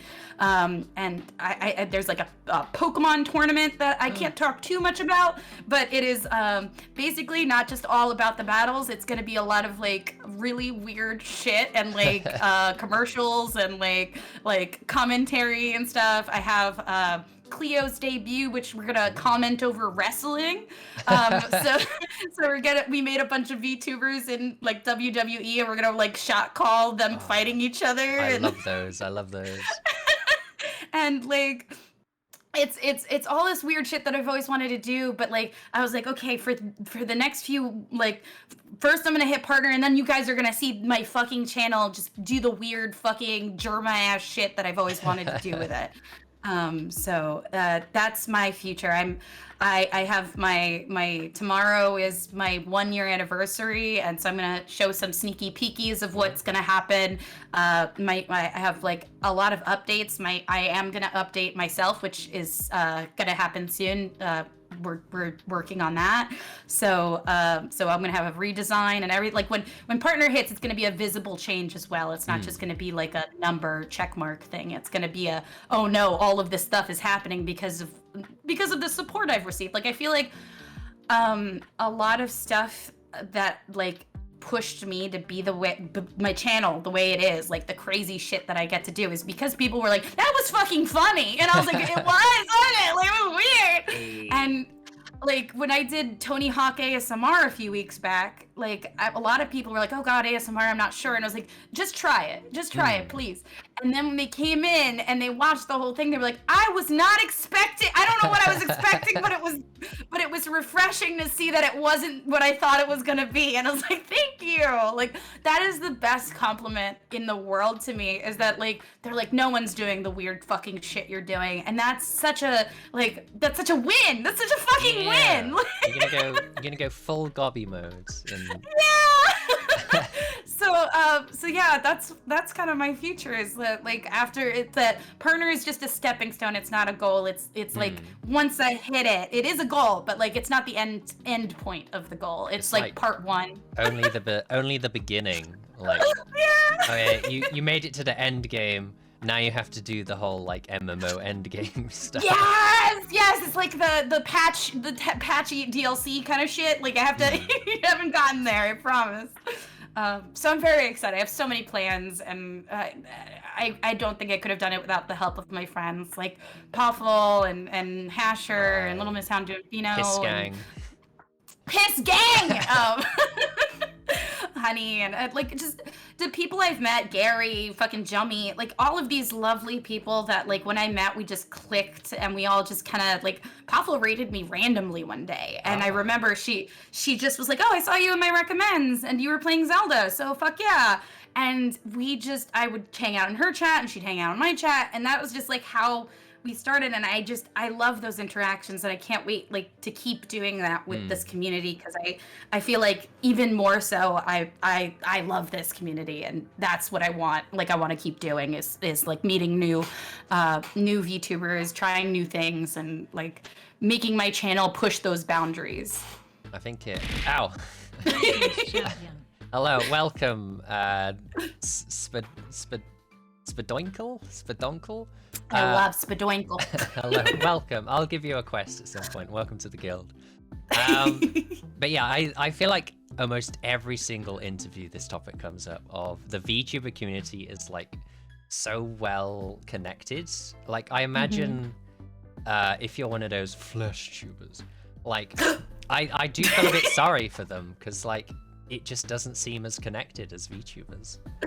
Yeah, I do think that it's like it's very easy for us to be like, oh my god, I love your design, or I love something like that. And in the flesh tuber world, it's kind of hard to do. Like it is kind of hard with this VTuber persona. You can actually be a little bit more adventurous, do a lot more things.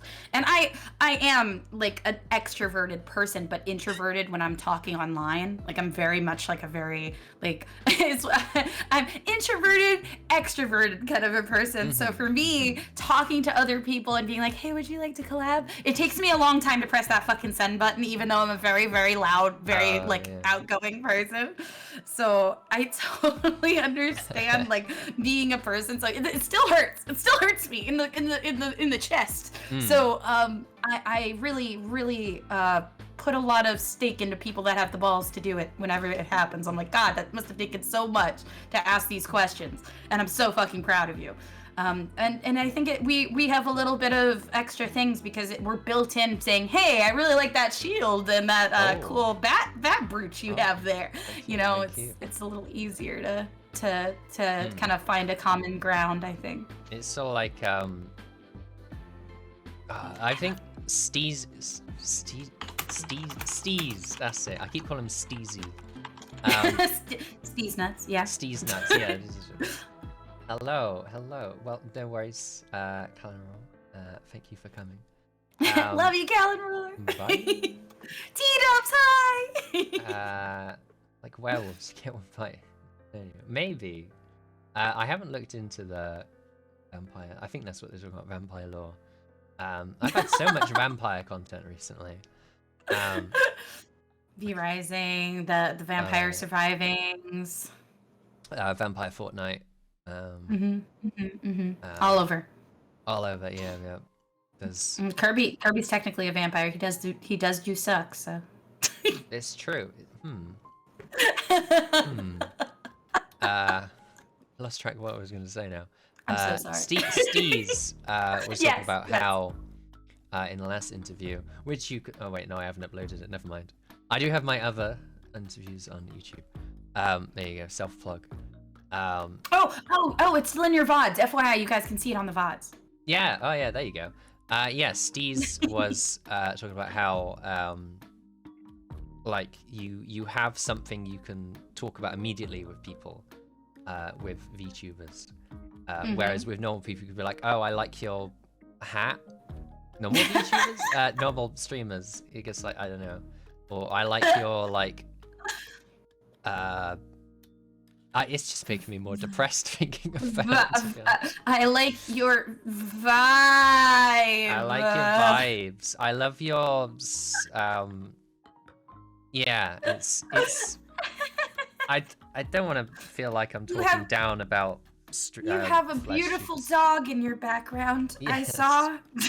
It's harder. It is harder. I think it's not impossible. I'm not saying that it's impossible. I do think that it is a little bit more like we're anime, so it's easier to be weebs together than it is. Yeah. We have a common thing in Dom. Your ears are adorable. Right. I know you're a fucking nerd. I don't need to ask questions about being a nerd. Which pair do you hear with? I don't actually have human ears. If that was a serious question. Yeah. Petra doesn't have ears either, so. Oh. I have the biggest ears. I can hear for everyone, so don't worry. Thank you. I appreciate it. You can be my hearing. My hearing goblin. Hearing goblin. What do your goblin eyes hear? Wait, no, not eyes. Ears. Lord of the Rings never. Fucking Lord of the Rings. It's too good. What's your goblin eyes? See. Stars, apparently. I see stars all the time. We had a show in the UK called Stars in Your Eyes or Stars in Their Eyes or something. I can't remember what it was about. I think it was like a karaoke sort of thing. Oh. Like people would be like, tonight, Daniel, I'm gonna sing Cher Lloyd by Cher Lloyd. And then they just sing it. I don't know what the point of it was. It wasn't a competition. They just sort of just sang. Yeah, I mean, yeah, and then the whole X Factor thing started in Britain. Oh well, yeah, okay, yeah. We had the feared factor and all that stuff where it was like just to gross people out for a while. Gotta get them adrenaline junkies involved. Yeah. But yeah. I mean, I would try to eat a cockroach. I'm not saying I wouldn't, but. I mean, if it was there. Right. If they said, yes, you could win $1 million and eat this cockroach, I'd be like, sign me up. I think I would, if it was like made into a different form, I would eat one. I wouldn't eat one just like by itself. Like, yeah, no, I definitely think it's a lot better when it's in something. I agree heartily. Yeah. Like, come on, turn it into a fucking cookie or something. I once had okay. No, this is again off topic, but food. I one time went to the Neo France place in Epcot in Disney World, and they were like, I like going around. Like I went when it was like had all of like the showcase like kiosks, so it was like international food season, and one of the things they had was like an escargot bun. Ooh. And so it had like snails in the bun. I was like, oh fuck yeah, okay, I can finally try it. So I bought it, I ate it, it was okay, it was fine. I think they were a little bit rubbery, they could have cooked them better. But when I asked how it was made, because I was like, oh, that's weird, like that when I bit into the snail, there was like flour on the inside too, like it was bready on the inside, so I was confused. And the guy was telling me that they put the freaking snails in a bag of flour, and the snails eat the flour, so that way they eat the flour and get to the top. So by the time they get to the top, they're literally like all of the impurities and stuff because they pooped and shit are gone, because right now they're filled with flour, and then they cook them in the bread, so that way when you eat them, they're full flour. Oh shit. And then I was like, that is grotesquely amazing. Actually. Damn.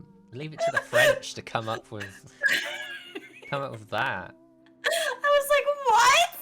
And they were like, yeah. That's like what they do. They let the snails go up there. And I was like, wow, that's fucking dark. Like, eat yourself so that I can eat you. Yeah, here, eat your way out. Think that you're safe, and then FYI, you're gonna get baked. You're gonna get baked in a bread. And not in the fun way. You know? Not in the fun way. I'm sorry, no 69ing here. No, that's the weed number. That's the weed number. Yeah. I really want to go to Epcot at some day. I wanna go to the Britain. They got a Britain part, right? Yes, they do. They do 100%. I'm gonna heavily judge the shit. Oh, you should absolutely. I would love you to. Actually, they have really good fish and chips there. Like I don't know if it like I've never been to your fine establishment country, but I really love the fish and chips there because they're flaky and wonderful. So if it's even a quarter of what yours are, please let me know so that way I can go over to your fine establishment country and eat your food correctly. We do actually have food. We do actually season it. Oh wow, then yeah, Florida got it wrong. Yeah. It sounds like the fish and chips they have over there is the posh kind, which I'm not a huge. I mean, it's all right, but when you get fish and chips, you want to go to the shitty chip shop. You wanna get the stuff that's like it's It's like soggy because it's in salt and vinegar. It's got like fish that are like, is this actually cooked or not? I'm not sure. And you want that sort of stuff. Okay, well, thank you. I will definitely. I like going to hole in the wall places. That's actually my favorite thing. When I like, I guess it was 10 years ago. I went to Japan, and one of the I loved it. It was like I got to go for 10 days, and I made an itinerary. I was like, I am going to do as much as I fucking can in these days. So I went from Tokyo to Osaka to Kyoto and back. Damn. And I was able to do it in a budget. I was really proud of myself. But when I was in Osaka, I was like, I want to find the best ramen shop here because ramen was such a food city. Osaka was such a food city. And so I had this tour guide and I was like, this is the tour guide I'm going to ask. This one seems good. And I was like, hey, yo, do you know, I want a good ramen shop. And he was going to tell me like, oh, okay. In the pamphlet, I was like, no, listen to me. I want your ramen shop. Where do you go to eat ramen? And he was like, smart plan. Oh, fuck. Oh, and I asked him in Japanese at the time. I know very little Japanese, but I asked him in Japanese, and he was like, oh, you're serious. And I was like, yeah, I'm really serious, sir. Is that one of the first phrases they teach you? Is where the fuck's the ramen, or I'm gonna get you? Give me the good shit. He was like, oh, fuck. And I was like, no, seriously. He's like, okay. And when all the other guests were gone, he was like, okay, here we are. Where we're gonna go. So in a hushed tone, in an alleyway. I got really lucky. Like I did discount hotels and stuff, but it turns out that my one hotel that I got in Osaka, I lucked out. It was right by the Shinsaibashi Suji, which is like an outdoor mall that is like miles long. Oh, shit. And it's like known in Osaka for being a food like paradise. And I was like, oh my God, that's right outside my fucking hotel. I'm so fucking lucky. So I ran and did the exact instructions. He's like, you're going to walk out of your hotel. You're going to walk down here. You're going to see like a Mickey Mouse shop on your left and a Michael Jackson shop on your right. And I was like, okay, cool. He's like, when you see the crepe shop, keep going straight and you're going to see a Running Man. And as soon as I was like, a Running Man, he's like, you'll understand. And it is 100% like in all anime or manga or that shows Osaka, it is the same fucking Running Man that is in there. That is exactly it. It's like for beer or some shit, and it's huge. And he's like, you're gonna see that Running Man, and then you're gonna look to your left, and there's gonna be a big ass crab. Okay? Oh, yeah. And I was like, okay. And he's like, and then make that left, and you're gonna see this huge blue dragon. And this blue dragon, it says it's the best fucking ramen place ever. You do not go there. You go into the alleyway behind it, and that is the best ramen shop in Osaka. And I said, okay, I'm gonna do it.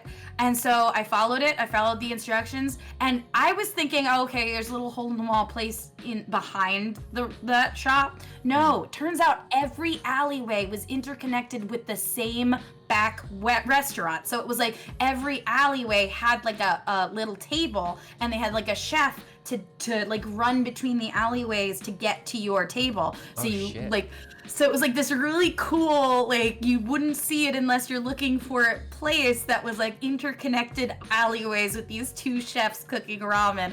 And it was so fucking good, and I haven't had a single ramen that even compares to it ever since. Like, I'm ruined to ramen now. You got sent on a quest. Exactly! I love shit like that. We're like, oh yes, you must go here, and then see this, and then fight a dragon, and then go left. I love the stories of like, oh yeah, this is where you get the good shit. This is not where the tourists know to go. Exactly. Yeah. I hope I can find that when I go to Japan. Well, I hope you remember it. You remember this and go there. Go there. I hope it's still there because it's best kept secret. Go to a crab. Go behind the dragon. Knock 3 times. Wink, wink. Nudge, nudge. Yeah, it's secret password. You know, the whole 9 yards. Whole 9 yards. Taito, hello, welcome. Taito! Scran a munchie box in the chippy. I understand that. The mall in Dragon Maid. I haven't seen Dragon Maid. The only thing I know about Dragon Maid is there's a Dragon Maid deck and Yu-Gi-Oh! I feel like a Yu-Gi-Oh! No, I hate it. No. I found the birthplace of Naruto. You've beaten it. You'll be able to perform ninja magic. Go ninja, go ninja, sense. go. Yeah. Yeah. Just like the Teenage Ninja Turtles. That is exactly what All ninjas seem to have a favorite type of food. You got the turtles love pizza, Naruto loves ramen. That's it. Everybody loves pizza. Pizza's just, you know, it's a staple. It's a staple. It makes sense. I can believe it. Believe it. Damn, Boruto's so cool. I wish his dad had an anime after him. Yeah, man, Boruto's dad had an anime. That'd be cool, man. No, I did hear that they had like a one-off about Boruto's dad, but who's watching Boruto's dad? Yeah, it was short-lived, you know. It got cancelled pretty quickly. Not many episodes. Yeah. I hear they tried to do one thing and talk about like the high society of ninjahood, and then they changed it immediately after the first season, and then it was a whole thing. He turned into a furry, like a fox at some point, but yeah. And then it turns out that they were like descendants of like a moon goddess in the end. Of course. Yeah. It was stupid. Fucking anime. Fucking anime. It's a mistake. If there was no anime, we would not be here. So that's true. We can't knock anime. We're literally byproducts of the times. I am anime now. I'm powered by goddamn anime. I'll just do a sermon in church as a V. That's probably happened once, right? Yeah, 100%. I mean, there are VTubers that are like religiously inclined as well. But unironically, or as I like to say, are they ironically? They are ironically that way. Yes, they are not ironic. They do like Sunday masses and stuff like that. Yeah, I've seen it. They exist. They exist. I'll have to look in at some point. My mum was a vicar, which was, I don't know. Do Americans know that term, vicar? I know the term vicar, but I thought that it was like an old-timey word. Now I know that it still exists. Yeah, Holy shit. It's a Church of England thing. You know, we didn't like the Vatican, so we made our own religion so that we could divorce. Yeah. But yeah, my mum was a vicar, so I had to go to church a lot growing up, so I find it interesting. I did go to a goth mass once. That was interesting. Goth mass. That's sick, actually. I would want to go there. And they have to give out like the blood, which was wine. They did it all in like test tube beakers, and they made it look like blood. Pretty gnarly. Oh my god. That's pretty sick, actually. This is his... Now, where's those churches? Wait a minute, I would have been much more dedicated. And the Lord said, "Be thou." I can't think of an emo gothic thing to say. Weareth thine darkest clothing and sip of the darkest of bloods. In worship of him. Amen. And also with you. Amen. Our Father, who art in thy midnight sky. The bat of conquest, oh good Lord Dracula. We need more and like unapologetically edgy things. I think we've lost the art of being unapologetically edgy. Yeah. We just need more edgy things. I'm gonna write that down. I'm gonna write that down. We need more unapologetically edgy shit. Shadow the Hedgehog is a bastion on that front. Oh my god, yes, we need so many guns like Shadow the Hedgehog. We need to be edgy as fuck. We need to be the Sasukes of our generation. Sasuke.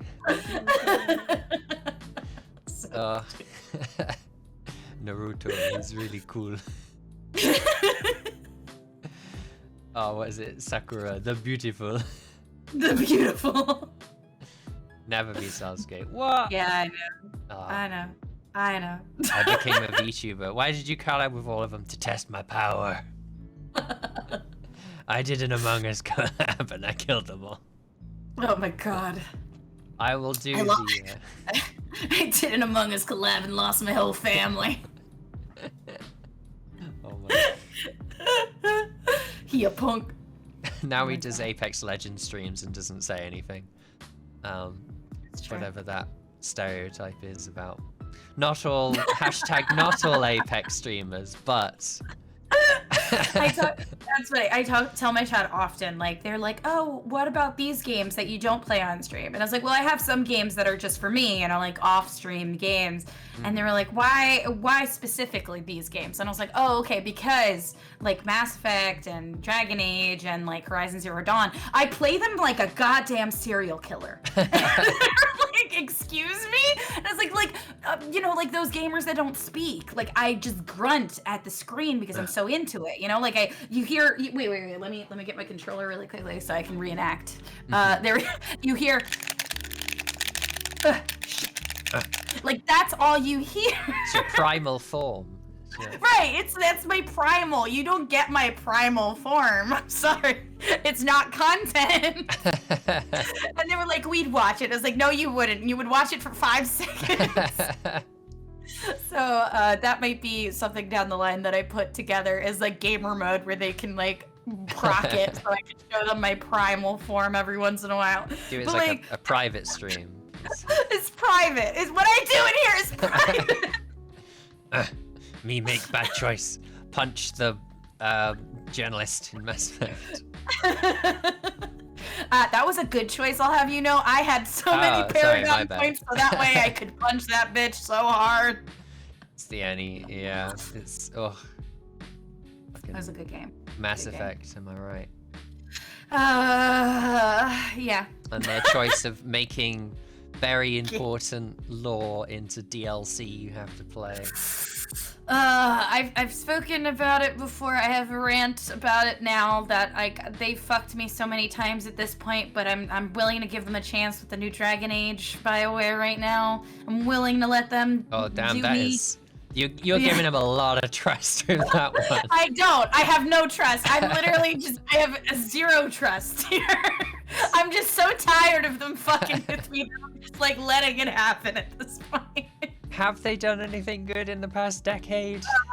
Well, okay. To be fair, I will give Dragon Age Inquisition a pass because in the end, in the beginning, it was an unplayable swine. It was unplayable. It was so fucking glitchy and awful. But I didn't. Are we including the hinterlands? Okay. Yes, I am including the hinterlands, but only because that was the most broken. That was 100% the most broken when it started, and they did make it like, of course, after the fact, after all of the patches that they had to go fucking through, they did make it playable, and they did make it. And I'm the kind of person that loves to 100% those kind of games, so I put way too many hours into Mass Effect and Dragon Age and Horizon Zero Dawn and fucking Spider-Man. Like, those are ones that like I have platinumed to death, and those are ones that I personally like. So as long as you give me a quest and you give me the characters and you let me fuck those characters, I will be okay. I'm with you on the fucking one. That will keep me playing a shit game. Exactly. I haven't played like the Assassin's Creed Odyssey yet, but like I hear you can fuck you can do it. So like, but like Dragon Age Inquisition wasn't as bad as I thought it was, and it was 100% something that I stopped playing immediately after I bought it, and then when people were like, "Oh God, it's finally playable," I finished it and did all the things I needed to do to complete it and platinum it and fucking get it done. And I was like, okay, if the next one is about literally anything else but the same fucking place, I'm gonna buy it. And they decided to make it about Tevinter, which I am okay with that, even if it is Tevinter of all places. I like the style of Tevinter, even if they are awful people. I want to know more about it because I do like the style of Tevinter. So I'll take it. I fucking take it. But if it was gonna be in Orlais again, or if it was gonna be in Thedas again, I was gonna shoot somebody. They do that. The problem again of isn't the main plot of the next Dragon Age. You have to play the DLC for Inquisition to understand what's going on. Well, actually, this one, you get more flavor text in Inquisition if you do. Basically, you can just, in my opinion, not buy it. I think you would get the same thing out of a Wikipedia article than the $20 expansion, or just wait until the Game of the Year edition comes out so it has the fucking shit built in, because that way you don't have to buy it. But I don't think it was enough to get the DLC for, or change your game. At the end of Inquisition, it's been done for a few years now, okay? So no spoiling, but like the person that runs away and has all of these fucking abilities and stuff like that you need, the DLC doesn't change it so much, you know? So I was okay with that. Mass Effect, on the other hand, it needs a lot of DLC in order to make it, like, you know, work. Yeah, if you don't play the DLC for 2, which I didn't, I was very fucking confused about what was going on in the beginning of 3. I was like, what? Why am I in court now? What the fuck happened? And then eventually I played it all with the DLC, and it made more sense. Yeah. I loved 2, though. Mass Effect 2 is my favorite, 100%. I have some hot takes. Oh, no. But before I get into those hot takes, by the way, never let me fuck Aveline. The crimes committed. I guess they're stuck in a position of either they let thank you. Either they let you fuck all the companions, and then people will complain it's unrealistic. Bless you. Or they let you only pick like the plot relevant NPCs, and then people are like, oh, I can't fuck them. They're stuck between a cock and a rock and a heart. That one's a lot better than what I was gonna say. Also, I need to do a little nice. Detecting fuckable NPCs. Oh shit, I gotta do that too. There we go. I can redeem. Oh, fuckable, fuck. Oh. Yeah, you gotta echo it. I'm gonna have to borrow that. So that way I can find. Go for it. It's like literally the first idea I had. I was like, I'll become a bat. I just go, wow. There we go. Fuck it, done. That's amazing. That's amazing. Love it. But yeah, so I did a replay of all the Mass Effects. So I played them all like when 1 I played like a bit later, but 2 and 3 I played when they first came out. I did have to play the original 3 ending. We won't talk about that. Yeah, I did too. So we will not speak its name here. 3 is my favorite game. I just pretend it ends when he runs into the light at the end. That's it. Game ends. Thank you for your sacrifice, Shepard. Honestly, yep. That's probably the best place for your brain to accept that ending. Yeah, he did it. They all just disappeared. He did it! Clap. But yeah, so I replayed them all. I think it was like 4 years now. I had all the DLCs. That one where you go underwater and it gives you the lore on the Reapers, that should be in the fucking main game. That completely shifted my opinion on everything. But okay, so I replayed them all. My opinion is the gameplay of 1 is underrated. I love the fact that you go into a room, you kill everyone, you leave. 2 introduced the situation of you go into a room, waves of enemies spawn, you have to kill all those waves of enemies, and then you move on. I hate that. I hate that so much. It's padding out the game. It is padding out the game. I will for the combat system, I 100% agree, because I felt like it had 3 different fucking combat systems, Mass Effect. Like, it went from the first game where it did feel like, yes, I'm grinding, but it didn't, like, I knew what I was getting into when I got there, right? You clear out the place, you get the thing you need, you get back in the Mako, you flip it 15 times, you get back to the ship, and you go to the next place. That was what I had. That's what I liked. That was good. Just let me power through these games quickly. Right. 2, they were like, okay, we have a good story. There's just not a lot going on in the combat. Let's just put a fucking bunch of waves in. And then 3, they focused so much about multiplayer because EA was sucking fucking multiplayer dick back then. Gotta get that online pass. Had to get the online fucking pass, so they put a lot more fucking stuff into that than anything else. And so they were like, oh fuck, we forgot to do everything else and we have to switch systems. Fuck. And so like that had a bunch of mess, and then God forbid everything after that. So it was a product of what BioWare was going through and the stresses that it had to go through, and I had internet issues. It's Mass Effect. It's Mass Effect we're talking about right now. But Mass Effect, I loved the second game because it was not the first game to do it. There's a lot of games that like your decisions matter like that, but like it was really cool to have the ending and the beginning of Mass Effect 2 be so like stark. Like you start out and it's like, oh, by the way, fucking Shepard died. It's like, what? And then at the end you're like, oh, by the way, your entire team can die here. You have to make correct. And like the decisions weren't super hard, but they had like ones that the line was blurred where it was like, oh, Legion could do this, but like you had to kind of think about it. Like, well, it's in a fucking heat like area. Would fucking Legion survive this because he's a robot? Are they gonna be that granular with it? You know, like, and I thought that was really cool. And I loved the storylines. Of course, I fucked Garrus. The storyline. So we'll see. We'll see how BioWare will fuck me in this new year, but we'll see how it goes. I'm ready. I am willing, and that's all that matters. I'm just primed, ready. Please fucking get your shit together. I want you to be good again. I just want, not even again, like I just want you to be good. Please just be good. Just be good. I don't need you to be again. I just need to be, like, just entertain. Make it worth my $60 fucking $70.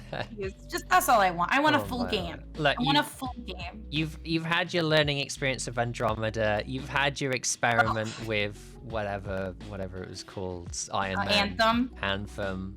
You've got that all out the way. Just that not game because like it never existed, got wiped from the face of the earth. Yes, Anthem, 100%. Yeah, you had your fun. You had your fun. Focus on one thing, please. Come on. They apparently it was going to be fully online, but I don't know if this is a rumor or not. They said that EA is a bit off their ass this time. So. Oh, okay. Maybe. Fingers crossed. Fingers crossed. Well, all we can do is hope, Kamari. That's all we can hope for.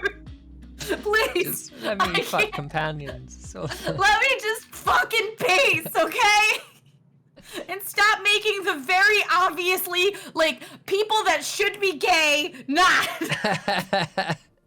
Cassandra was a butch dream, and you gave her to the streets. How fucking dare you?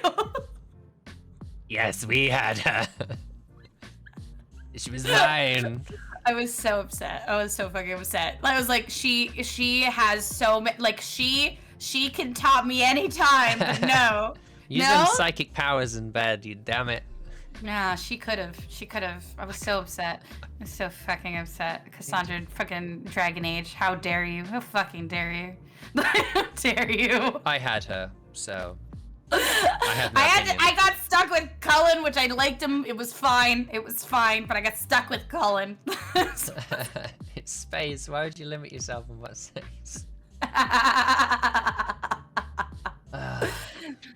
I do have to say, I really enjoy the games. I think that I've been trying to get my friend Cleo into it because I think she would enjoy it, and I know exactly who she's gonna pick. She's a Thane through and through. Like, if she doesn't pick Thane because he's a sad boy, I will fucking eat my hat because he is such a sad boy. She's very much into the deep lore of sad boys. So give me the smoker dad. The smoker dad. Lizard Smoker Dad. I am thinking about the right character, right? Yes, Lizard Smoker Dad, 100%. Yeah. I am all about that tally, so. I don't need to see the face, just the implications. It was Tally and Garrus for me, where like they were on my team. They were my best friend and my boyfriend. And then when I played on my other playthroughs, it was my best friend and my girlfriend. There you go. That's the perfect way to go. Yeah. Just take him out on a mission. Shepard, why do you always take the same person on a mission? They don't seem perfect for this mission. Shut up, I'm trying to fuck him. Shut up, we are in a polycule now, leave me the fuck alone! I will fuck whoever I want. It's to save the galaxy, goddammit. It's to save the galaxy, I have a lot of stress! Okay? Shepard, you need to fuck someone. Oh, okay. That's a good mission. Let's take that mission. The Reapers. They're what's that meme of like Shepherd? They're in the fucking gamma cluster. There's fucking space school. You need to save them. I don't know. We gotta just do the thing. Do the thing, Shepherd. I'm too busy fucking the girl who feeds my fish. Okay, fuck off. Shepherd, your fish died. God damn it! God damn it! This is why I had sex with that girl, so she would feed my fish. God. I let a journalist on this ship. I'm gonna fuck her. Horrible. Horrible. It's changing my mindset in the games now. Every time I see someone that looks hot, I'm gonna assume I'm gonna fuck them. It's true. It's true. It's true. NPC, I need your help, Shepherd. Here's my boyfriend. Sorry, busy. Busy. And then little did I know it's the boyfriend was the secret love option in that story. Yeah. And what did I turn into? Hello. Hi, SR. Hello. We're talking about fucking in video games. Yeah, we're talking about like Mass Effect, Dragon Age, all the good stuff. So, speaking of which, did you hear about Baldur's Gate? Are you a Baldur's Gate fan? I have not played them, but I will be playing it once it's fully out. So I have I did buy I got in the beta and I was like, okay, I'm gonna just buy it so that way I can play the beta and the pre-launch shit. So because I actually played Baldur's Gate back in the day when it was like an old PC game, and they did let you fuck. They did let you fuck back then. It was pictures. It was like, you go to this, like, you go to the whorehouse and you close the things and like a little picture pops up and you're like, I just fucked somebody. Sometimes that's all you need. It's like the cards in Witcher 1, the sex cards. And little goblin me was like, yes, I get to, yes, I've done it. Yes. Mission accomplished. No longer a V virgin. That's me, like in my teen years, like, yeah, tell me. While you're all out at your frat parties, I am at home getting laid. While you were getting laid, I was getting V-laid. I've been with more people than you. But the new game, I heard that they're going to not only let you smooch, I say smooch very liberally here, smooch your companions, but you will also be able to, because you can play with friends, like with like what you did with Divinity, so you'll be able to smooch your friends too. Oh my god, this changes everything.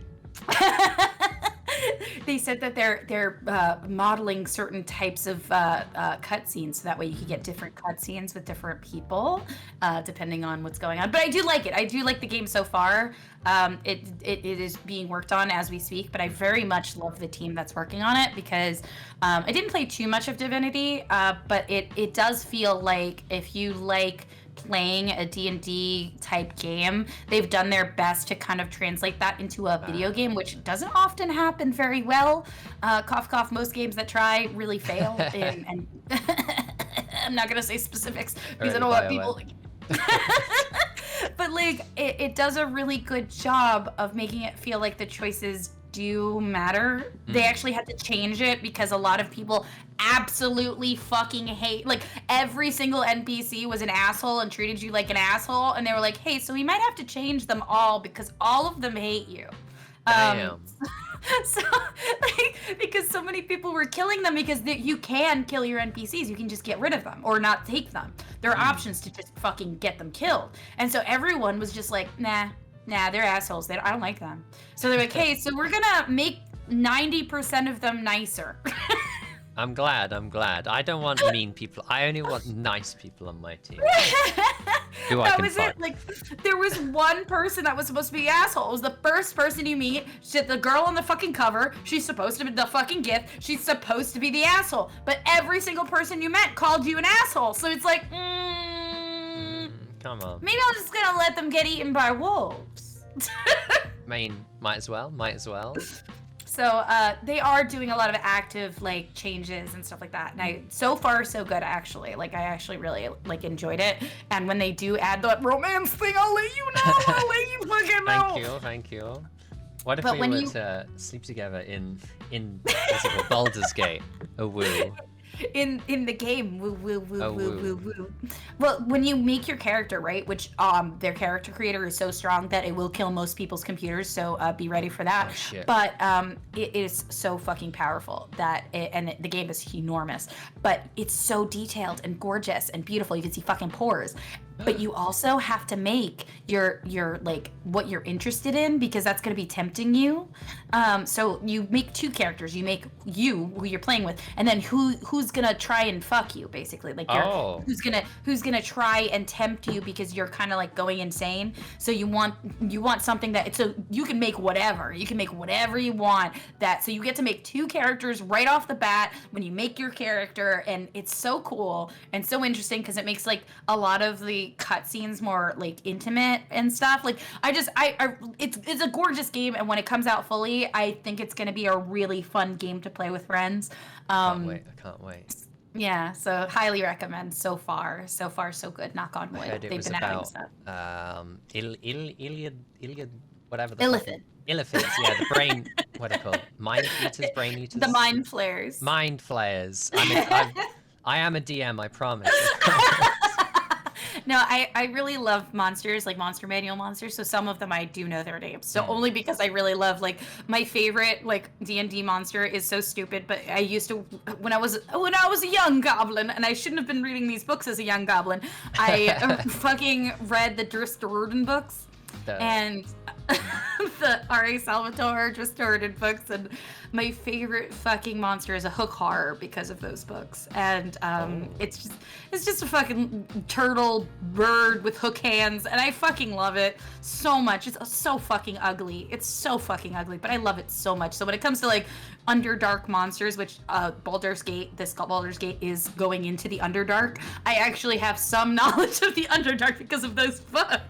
So I was like, oh fuck, are they going into the Underdark? Are they going to go to Emmons Branson? Like, I got real excited about the stupid shit that they were talking about in there, and my friends are like, all right, call the fuck off, Gobbie. It's literally like, they're at the top level of the Underdark. I don't know if they're going to go that deep. And I was like, if we're going into the Underdark, I'm going to be expected to be pegged by a fucking drow, so...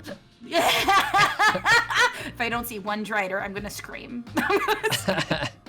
Yeah, I thought you were adding the hot dark elves. Yeah, where yeah, the excuse me. I thought you were gonna add the good ones. You know, come on. the dummy mommies. Where are they? I thought we misunderstood. I'm here to anyway. I'm here to get down, if you know what I mean. I've learned that when I play these sorts of games, I need to not pick the options that I would pick IRL, because they do not lead to sex. I don't know if you've heard. Where are my sad boy elf mates? Where are my sad boy elf? They please? better be in there. They better be in there. So do you know Katwa Shouju? No. Oh, so it's a visual novel, or virtual novel as I like to call them at my friend's anger, about dating girls with disabilities. When it first came out, I was very fucking excited. I loved it. And I was like, right, I'm going to pick all the options that I would pick IRL. And I did that. I didn't even finish chapter 1 because I died. You died instantly. Oh, that's what happened. I always call them otome games because they're Japanese game, like, traditionally, but that's what I did with like the pigeon lover one, and I got killed instantly. Oh shit. We would not survive in pigeon world. No, I don't think so. I was like, oh, nothing could possibly happen at the doctor's office, and then he murdered me. He was like, yes, you're alone with me in the doctor's office. Murdered me instantly. Me instantly, so... He should have his medical license. That's like the opposite of what he's supposed to be doing. Right? Exactly, but he was like, it's the perfect cover to kill this bitch. And I was like, oh, well, fuck, all right. Yeah, now when you say it like that, Mr. Pigeon, of course. Well, rip me, I guess. Come on. That is something I do when I play more when I don't have to worry about shit, when I can do whatever the fuck I want. I'm gonna play visual novels like fucking KFC finger licking good. Like, I'm gonna play that. Fuck this. Like, it's like there's something fun about playing those sort of games. Yeah. I need to find another website, because what I love the most in the world is making fun of those really shitty sex games, like Meet and Fuck. I really want to play those on stream. Obviously, I can't on Twitch. No. But You can on like fucking Gardo or something, but not here. if I find another website, I'll do it. Yeah. I will play Meet and Fuck Kingdom. I will. Oh my god. Go in. But come on, Twitch. Allow it, Twitch. I put them as mature. What more do you want? I've checked your boxes, Twitch. I'm not trying to get chat off. Just let me do it. Ow. Thank you, James. But yeah, sex in games. It's pretty good. It will make me do more interesting. Just about everything. Yeah. I'll pretty play much more of the everything. game. Yeah. I never really I tried Skyrim loads of times. I would go to Whiterun. I would stick in Whiterun, never leave it. I downloaded that mod that turns the rewards to be sex in a lot of the quests. I explored almost the full game. That got me to leave my comfort zone. There's a mod. Was that a mod? I didn't know that. It's called like Flower Girls or something. Sorry, typing right now. I'll link it to you afterwards. Oh, cool. Yes, let's continue. You know that girl that wants a mammoth tusk? Now you know why. Oh. Okay. But yeah, I'd like the sex cards in Witcher 1, that made me do all the side quests. Need a link for research. Yeah, I'll get my people to send it to you. I'll get my people with your people. Yeah. Stream about links we can't have. Wink. You know. But yeah, moving on from sex and games. Otherwise, the next 4 hours will just be sex and games. Yeah. I'm sorry. We have an interview, right? Yeah. Let's talk about Gobbie. I think you gave me some notes to go off. You are very into Gunpla. Gunpla, yes. It's just basically Gundams. If you like Gundams. They're just simpler versions. I'm into Gunpla. I'm into gunplay. It's like play. Like you're like basically putting not gunplay. You're not playing with guns, but like you're. It's basically you take models like this, like kind of like when you're putting together, if you've ever put like D&D miniatures together or anything like that, or like Airplanes, Warhammer. Yeah. And you take all the pieces out and you follow the instructions, and then you put it together. And depending on the hard mode of it, you can go kind of fucking ass wild with it and paint it and line it and like paint and use the stickers. Don't use the stickers. There's a whole like community. Some people kit bash it, where they take like pieces of other parts and make like fucking one of my favorite kit bashes is they take the Noble Gundam from G Gundam and they made the Sailor Senshi from Sailor Moon with it, because it's very simple. It's literally just a Gundam that looks very Sailor Moon-esque, as the sailor outfit. So what they did is just like modified all of the pieces to it to make it even more, and I absolutely adore seeing that online. So like Gundam plastic, Gunpla, exactly. It's like it's plastic pieces putting it together. So that's really it. But I adore putting them together. I have like a big old collection on my I have like, I really want to go to IKEA and buy like something to hold them all, because dusting them is a pain in the ass, but I have so many in like this beautiful bookcase that is like 5 bookcases long. Bookcase? You mean Gunpla case? Gundam case. My Gunpla case. And I really like it. I mostly put them together the way they're meant to be put together, but there is also like I do like to line them, and I'm always like worried that I'm gonna ruin them, so I haven't kit bashed as much as I'd like to, but I definitely, that is in the plans for one day. There we go. I look forward to that. Have you considered doing some on stream, or have you in the past? I have not done it on stream yet, but I do want to. I actually I'm working out the logistics of it somewhere. There's a lot of basically cameras and hands. Yeah. I don't want you to see like my my goblin face. Well, you should be seeing my goblin hands. So I have a few little kinks to work out, but overall it should be fine. There is like, I'm trying to think of anything else.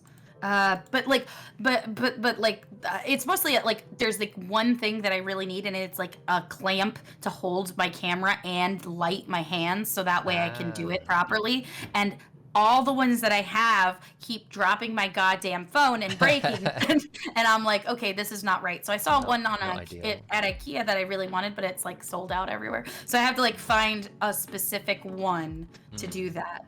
Yeah, I think I'm guessing you probably want one with a ring light or whatever. Yeah, exactly. Like you need to have like, it's a lot of logistics to go into it. There is someone I interviewed who does do it, and it seems they have to have like a full setup to get it all. Yeah, like got desk space too. And right now I have how many monitors? I have 2 monitors, a tablet, and my fucking iPad already on my desk. Like I have very little room to do this. I see. You're one of those peasants with only 2 monitors. Well, technically, my tablet's my 3rd monitor if we want to get specific. Wicked, but like. I have a lot of screens. I'll allow it.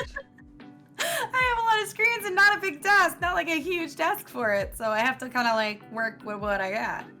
Use TV using TV as a monitor is a good idea. Yeah, maybe putting my monitors on my wall instead of on my desk might free up more space. So like that's definitely stuff that I'm gonna work out eventually. Like I have like my mic on an arm, but I do want to get my laptop, not my laptop, my fucking monitors on instead of just risers on the wall, and like higher on arms, so that way I can have more desk space to do crafting, because I do want to do crafting videos. I do love crafting. I love in my off-stream days, I like to like cosplay items. I like to put together miniatures every Sunday. Well, mostly every Sunday. Mr. Manager and Dem and I do play TTRPGs. We usually try to pick like a different system every campaign, and we play something or war games. So that's kind of what we like to do. And so there's a lot that goes into that hobby. You know, there's like the painting, the putting them together, the crazy shit. That was so sorry. If you heard knocking, it was definitely them sewing, I guess. So quote unquote sewing when I'm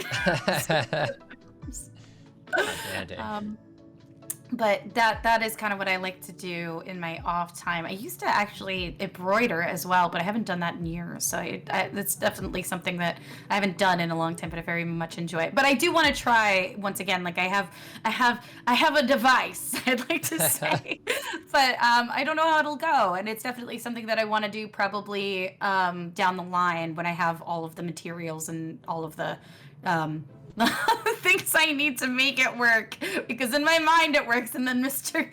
Manager and the others are like, do you want to dox us? I'm like, no, I don't want to dox us. And they're like, then do it right. I'm like, I'm trying. So we'll get it to work. You got it. Yeah. It's good to have a lot of future goals, a lot of stuff to do. Yeah. But yeah, speaking of wargaming, I had to, as a British boy, it is illegal that everyone in their teenage years has to have a Warhammer phase. It's something you have to sign a contract for. Yeah. It's like, you know, every British, you know, like how in America you have to like sign up for the draft or whatever. Oh yeah. You have to sign up for the tabletop wargaming draft. I understand. So I know what it's like with the painting of the models and the stuff like that. I do feel a bit bad because I got multiple armies together, and then I discovered I don't actually have the patience to play wargaming. It's like, I do have to say it is hard. The Warhammer itself is a system that is very like, if you don't know the system, you're kind of fucked. Or if you don't have a full book with all the shit that you need, you're kind of fucked. And you need somebody to know what the fuck they're doing, or you're fucked. So I get it. I totally get it. Actually, we play, I think it's called Frostgrave, which is a simplified version of it.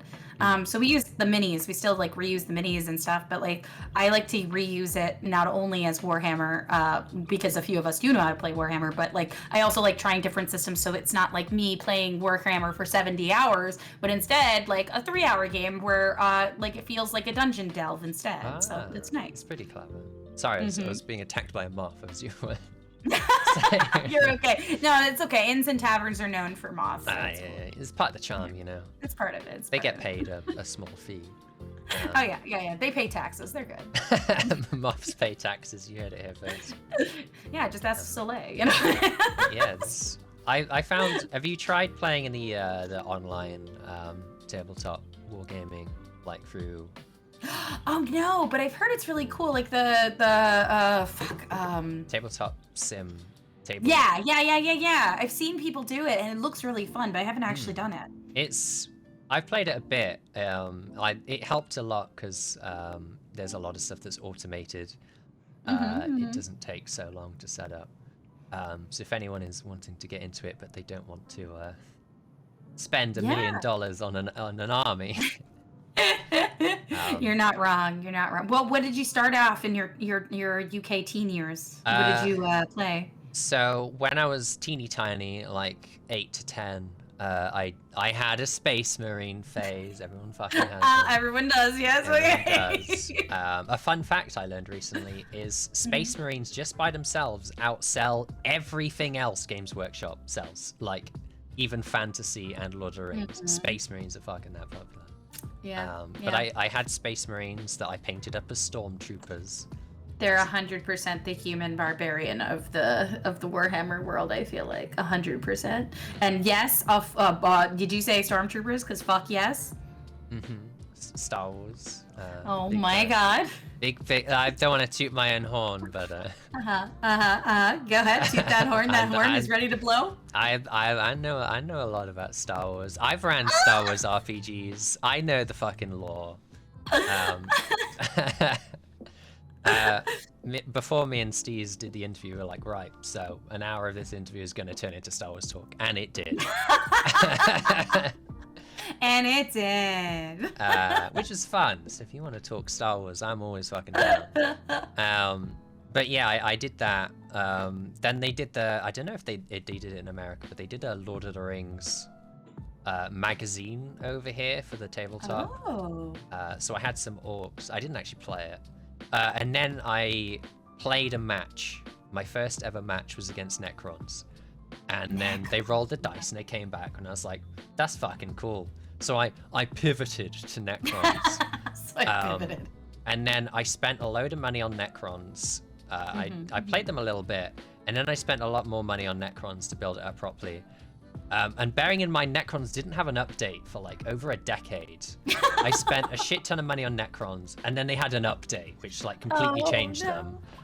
And then I just stopped playing Warhammer after that. Oh wait, no. And then eventually I got into like a little bit of the fantasy stuff, because they released a skirmish game, which I really like, because it's just like Warhammer Fantasy but skirmish. And then they released Warcry. Is it Warcry? War. Oh yeah, the Warcry ones, the new ones, the new set. That's well, it's not new, but like yeah, they're really fun sets. Yeah, and then I played a little bit of Ghosts in that because I kind of like ghosts and spooky shit. That's my jam.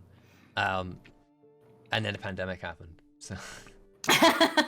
Yeah, I get it. I started with actually Tyranids because I really love Alien, like the old Alien movie, Aliens movies, and I really loved StarCraft growing up, and I didn't realize that StarCraft was literally taking from fucking Warhammer at the time. I was a child. Oh, yeah. So pretty much everything Blizzard make was just, we wanted to do no, we wanted to do it. So so as soon as I saw Tyranids, I fell in love with them, and I was like, oh my god, they're just like the fucking, they're just like Xenomorphs. The Zerg and the Xenomorphs. Oh my god, I'm so sorry. I didn't mean to do that. I was touching my head and I no, stop. Hello? Hold on. Sorry. Fuck. It's it's all, oh my god. I'm so sorry. I have to take this tongue out of my mouth. I forgot what to do. Hold on, wait. Oh, it's this. Yes, don't sorry. worry, it happens. It happens. Don't worry. Method. So I was really excited because they were like the Zerg and they were like xenomorphs, and I got it really excited. And so a friend of mine, I only had enough money to buy like one skirmish kit, so I didn't have enough to actually play. But a friend of mine was like, "Oh my god, I don't play my Tyranids anymore. Do you want some?" And he gave me like a whole case of like Tyranids, which really helped kickstart it. These days? Yeah, they were like the hard metal ones too, like the really big boys, and I was like, fuck, okay. So I had to, like, I still am cleaning those up. They're not 100% done, but like those were ones that I really liked. And so I played, like, I got enough ready to play a game. And then recently I found on sale, because I was really excited about like the Age of Sigmar stuff. I really liked the Sylvaneth because I liked how they look like spirits coming out of trees. And I kind of wanted, are you familiar with Over the Garden Wall? Yes. I did not like the last episode, but yes, I did enjoy it. I just wanted it to be a fantasy adventure without spoiling it. Yeah. But the Edelwood trees in there, where like it's kind of like tar coming out of them, that's kind of what I'm painting them, like Edelwood trees. So like the spirits inside are looking like oil and tar, kind of like Hexus from freaking Fern Gully kind of esque. Just to speak English and not Games Workshop copyright, they're the Wood Elves, right? Oh yeah, they're basically the Wood Elves, but they have like this. There's a version of them that are like spirits coming out of like trees, not just elves. So there is a set that is like 100% like, yes, these are garden variety wood elves, but there are ones that look like spirits coming out of trees, and a lot of their cool shit is like trents and shit like that, like monsters that are tree themed and stuff like that. So I have a lot of stuff like amazing. Really fun cool shit coming out of there. What if a tree but haunted? Yeah, that's exactly it. What if tree? What if elf and tree but haunted is exactly what it is. So I wanted to make something fun with that. And I love a lot of their designs. It's just like really, really different, and I really like them. So that's afterwards. Yeah, take a look. There's good ones. There's like one that's like this really pretty lady on a fucking beetle, and I'm like, oh fuck, it's like its stats are like the worst ever, but I love it. Like the sculpt is gorgeous. It's to be a lady on a beetle. If only I could just be a fucking lady on a beetle, I would be so happy. Men don't know what women want. What they really want is to just sit on a giant beetle. Give me the giant beetle and a bouquet of fried chicken and a fucking set.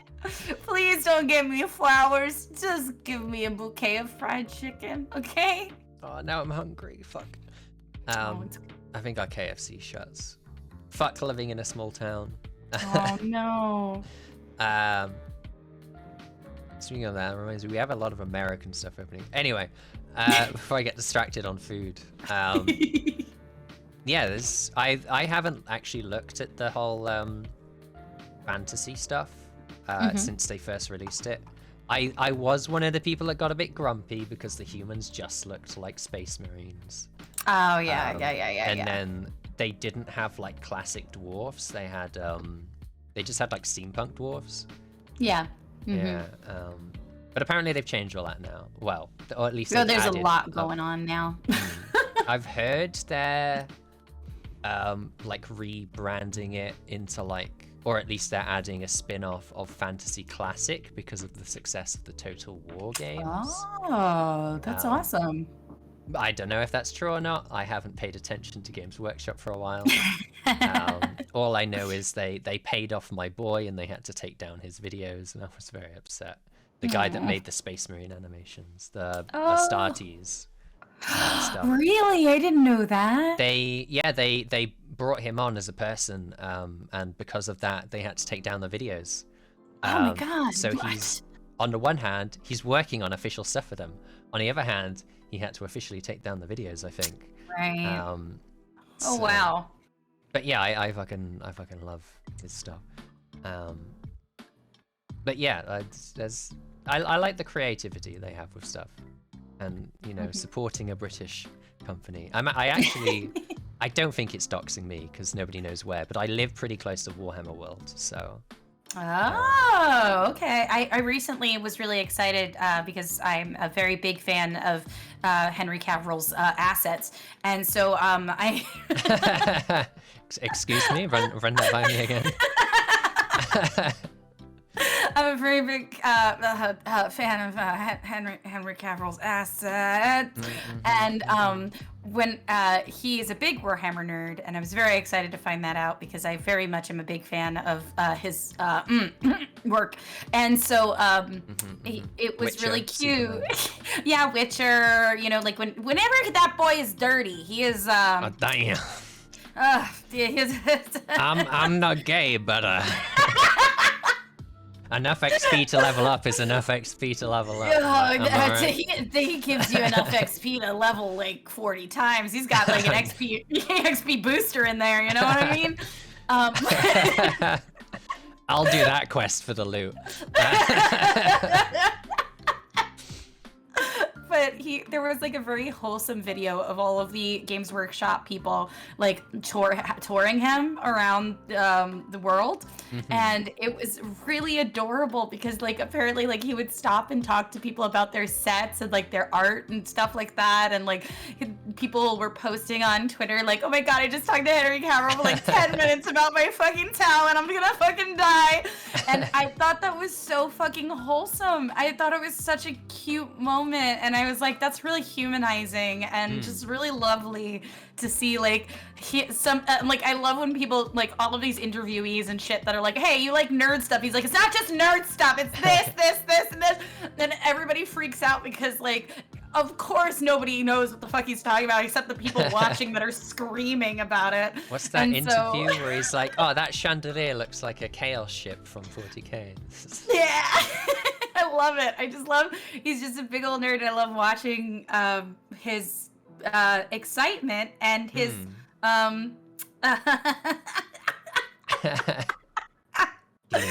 Give me the hot notes. I'm watching him work. I wish like more celebrities and stuff would just talk about that, like sort of nerd stuff, but like Vin Diesel is really into D&D, and one of his films is just a plot from a D&D campaign. I love when they're trying to be like secret about it, and then they're like, oh no, I'm actually a big nerd. I don't want to say anything, but I'm actually a fucking big, huge nerd. And like nobody knows about any of this, and there's people on the other side of the screen that are like, we know about this! He's one of us! One of us! One of us! One of us! It's always good. Like, oh my god, what is her name? Jamie Lee Curtis, her son, I think, or yeah, I think her child loves One Piece, and so and like Power Rangers and stuff like that. So Jamie Lee Curtis goes to cons and dresses up as like the favorite characters of their child, so that way they can like bond with their children. And I love it because somebody like interviewed her about One Piece, and she was like, oh my god, I fucking love like Tony Chopper, and I was like, oh my god. And she's like, I don't know, I think I would, and then like they were like, who would you ever cosplay from One Piece? And she said fucking Chopper's mom, like Chopper's like well, not his adoptive mother, which is I forget her name right now because my brain, but like I was like, oh my god, Jamie Lee Curtis would make like the best fucking one, actually. Like live action movie? Hello? Yeah, like I would be like, okay, actually, because she's supposed to be like a hot, like she wears like clothes that is 100% like like very risque for a very old woman, and I was like, yeah, Jamie Lee Curtis, Get her in there. We need that shit. Come on. Come on, celebrities. Just like maybe that's why people are drawn to VTubers so much, is because they're just like the personification of nerds that are. Yeah. There we go. I get to be nerdy 90% of the time. The only 10% is because I'm laughing too hard to talk about the 90%. So Yeah, but if you're laughing about nerd stuff, does that not just count as nerd stuff? Right. Okay. Now 100% of the time about nerd stuff. So that's there good. we go. That's Come good. on, Yeah. everyone. Any nerds in chat? Hey, nerds, I want some wiggles in chat if you're a nerd. Weebs count. Go ahead. Weebs Go ahead. count. I'll wait. Weebs nerd speaks. Now is the time to rise up. We were Rise up. bullied in school. No, I was definitely one of those. So my are you aware of the term chav? No. Okay, so I guess they're sort of like, okay, this is a very extreme way of describing them. They're like urban rednecks in the UK. That's not the best way to describe. I'm trying to talk about it without being derogatory. There was a lot of there were a lot of them in my school. And then the other half were farmers. And then I was in like the small 5% of fucking nerds with their Pokemon cards. Oh my god. So yeah, now's our time to rise. And now everyone just is like, I don't know, it's like cool to be a nerd now. Yeah, I was definitely in a class where like everybody played Pokemon, but it's like they were always like, I'm not a nerd, I just really like Pokemon. And I was like, okay, but you also said that you didn't hate it when I watched like Inuyasha. And they were like, yeah, but that's nerd shit. And I was like, oh, okay, all right, well, okay, I'll be over here alone with my Pokemon cards and my fucking Inuyasha. I guess. Like, I was 100% in that, like, that little Gobbie was bullied relentlessly for this shit. But now that I am a full-grown adult, I get to be a goblin. Fuck you guys! I get to be a goblin on Twitch. Fuck you! Now you're the goblin. Now who's laughing? Now who's laughing now, motherfuckers? They can sit at home with their Netflix and their what is it that they watch? What is it, like Handmaid's Tale or some shit? Like... I've tried to understand Handmaid's Tale, but it just sounds like some sort of fetish thing. No, it feels weird. It feels weird. I did start watching Downton Abbey, and I started, and I really liked it. I like period pieces. I have a weird obsession with like historical things. Like I like going to historical towns and seeing like old shit. So like for me, I was just like, oh, that building is very old. Yes, fuck yes. Come to England, where we make fun of America because your oldest building is like 200 years old. I know. So it's 200 years old. Ew. Like you could go to China and. Yes. My bedroom in my old house is older than your country. It's so true. I love it though. I love going to places like that. Is definitely something I do on my my days off. Like when I go to cons and stuff like that, I actually like looking around the place and being like, oh my god, I'm gonna go to a few of these historical museums and things. And thank goodness some people in Dem also appreciate that, so I get to do it with my friends, which is nice. But I'm a very like I want to go more overseas, except Panorama, but it's ending. That arc is ending. One day that arc will be done, like an Oda fucking arc that goes on for years and years. It's just a lot of fucking filler, They just keep extending. It's just filler. Ending. It's the filler arc. If only they'd get to the fucking point, it would just end. Like, come on, just can we fight move the on final now? boss, assholes. All right. Start playing the credits. Oh no, the boss is back up. The music is faster, more intense. Fuck! They fucking bloated the HP again. God damn it! I'm fed up with these bullet sponges they keep adding into games. God damn it! Make it actually hard mode. Stop. Stop. I could go on a fucking rant about. No. Stop it. I think Stalker did it in a good way, where like your damage is like tripled, but so are the enemies. That's how you do it. Don't just make them fucking bullet sponges. My god, I was so upset with Breath of the Wild's fucking master mode. Was exactly that. They just bloated the XP and made the made all of the enemies have like ridiculous regen rate, and I was like, that's not fucking fun. That's not fun at all. Like, you didn't even make the mechanics different. They're exactly the same. I just have to do the same thing 50 more times than I usually did, instead of like actually playing the game and have fun with it. Like, make it fun for me a second time around instead of the same game over and over again. That's why Elden Ring is so good right now with replayability, because I can already tell that playing it again is gonna be different than playing it the first fucking time. So like, I don't know. It's you gotta make games that actually are more fun when you play them multiple times. Think about your hard mode. Think about it. Come on. I mean, yeah. Think about it. Put more effort into it. Or at least just make it cheaper. Don't make it a fucking $60 game. Sorry. If it's a good game, it's one thing. Like Kirby, I know it's not going to be very long. Like I'm halfway through Kirby streaming it, and I'm like, I'm sure that if I sat down and played Kirby, it would be done in 2 seconds. But like, because I'm streaming it, it's taking a longer time, which is nice. But I think that the content in it and the fun like mechanics that they put into it are worth my money, like 100%. It's not a long game, but the aesthetic is pleasing, the gameplay is pleasing, the characters are fucking adorable, and like all of the mechanics they put in makes it feel like they thought about me when they did it.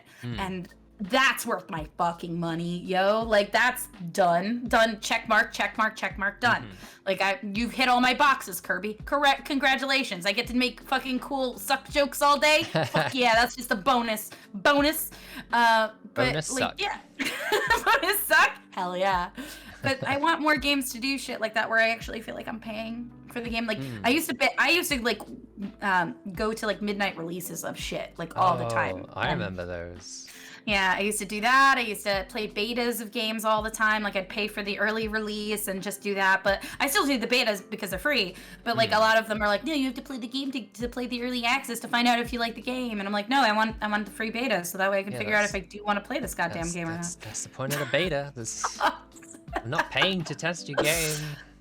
Yeah, so I definitely like waiting now, and just seeing how it goes. And I think I bought like, except for like Nintendo games, I feel like I have no fucking chill. I just buy them instantly. But there are games that I was like, okay, I'm gonna wait and see if I like it. And I didn't do that with some games that I've been like hyped for. But if there were ones that like, oh, okay, I'll see. Like Horizon Zero Dawn, I didn't buy day one because I was so excited for Elden Ring, and so I was like, okay, I'll let Elden Ring happen, and then buy Horizon Zero Dawn and see if I like that, and see if it's like, because it's a sequel game. I wasn't sure because sequel games are always hard. So I gave it a few weeks. People said, oh, you know what? It's good. It's good. It's fun. That's all I need. You know, I was like, okay, is it fun? Does it continue the story? Okay, cool. Do you hate it? No? Okay. It was playable? Okay. I'm okay. Is it fucking playable? Okay, good. Because there are some games that, like, the second time around, they decide to change it so drastically that it's not even the same game. And that's, as much as I want it to to be different, it's gotta, like, feel like the first game. That's how I felt about the new Doom Eternal. It felt too like the gameplay wise, it just felt too different. I call it the low ammo game because you have fucking hardly any ammo. I started playing Doom 1 and I really wanted to keep playing it on stream, but my computer hates it. It changes like every single time I try to put it on a different screen. It changes the resolutions of all my monitors and I can't fucking play it. So it pisses me off every time. Zam! Is this another Goblin? Oh my god, it is! I can give you some trumpets. This is they are a lovely goblin. I highly recommend them. Go, if you're not following them. You should be. Ow, why not? Greetings. Goblin Invasion, hell yeah. Yay! Unholy Bees. Welcome to the guild. I'll give you a quest someday. Unholy Bees.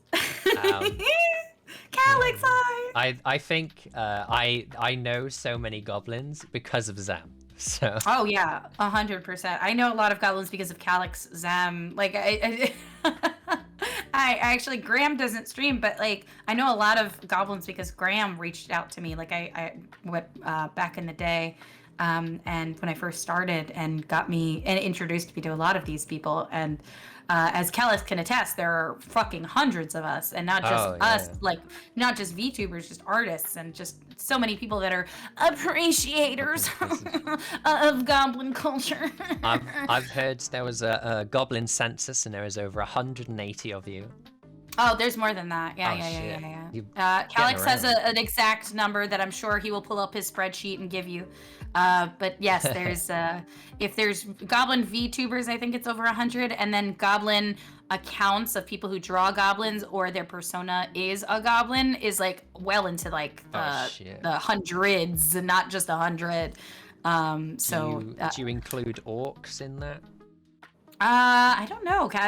That's a Calix question. Do you include orcs? I don't know. I don't think so. I think it's just, yes, 188 Goblin VTubers. Okay, there you go. That is the VTuber number, and he has even a number for even more of that. So like, he keeps track of that shit. We have 188 Goblin VTubers and 1 million more well on the way. What can we say? We're Goblin VTubers. We're kind of like bunny VTubers, like that. Wink, wink, nudge, nudge. You know, if you see one goblin, there's likely more around. 662 Twitter goblin folk that have been found by Calix. Yeah, I knew it was much higher than that. Yeah. So thank you. We went from like a few of us to a fucking veritable legion of us. So yeah. And it's weird. We're weirdly like supportive of all of our goblins. Like we're very like, yes, you're a goblin. I must support. And I think that's really wonderful in a community. And I think because we didn't have any of us, and then out of nowhere we started like coming hard. And then everybody was either introduced through Honey or introduced through just like somebody existing like Pazzled, and then being like, hey, I'm gonna look up goblins real quick and see if that's a thing. And then finding one of us, and then one of us going, oh my god, have you seen the 188 of us? And then it kind of blew out of proportion from there, where we all just kind of, that doesn't include orcs, or kobolds. Okay, good. Thank you. Good to know. Good, you like my style? Thank you. Yes. Well, I found trying to remember what Zem was playing. It was that like live action gamey thingy mobobby. What were you playing? Oh, you're doing Zem. Secrets. Zem did actually make my bat mode. I don't know if you turned that on. No. Let me see. Has anyone got enough points to redeem bat mode? Do I have it turned on? Let me see. I've been in here. I would do it myself, but then it doesn't go through the whole process. Shit. You know what? No, I'm just shy. Oh, thank you. Oh, I do have it turned on. I'll redeem it for you all. Yay! It does a whole thing. It does. Hello. Oh my god! You're so fucking cute. Are you kidding me? This is Zem. Thank you, Zem, for this. Zem, why are you such a fucking talent? That's so cute. Zem did in fact update it. I can.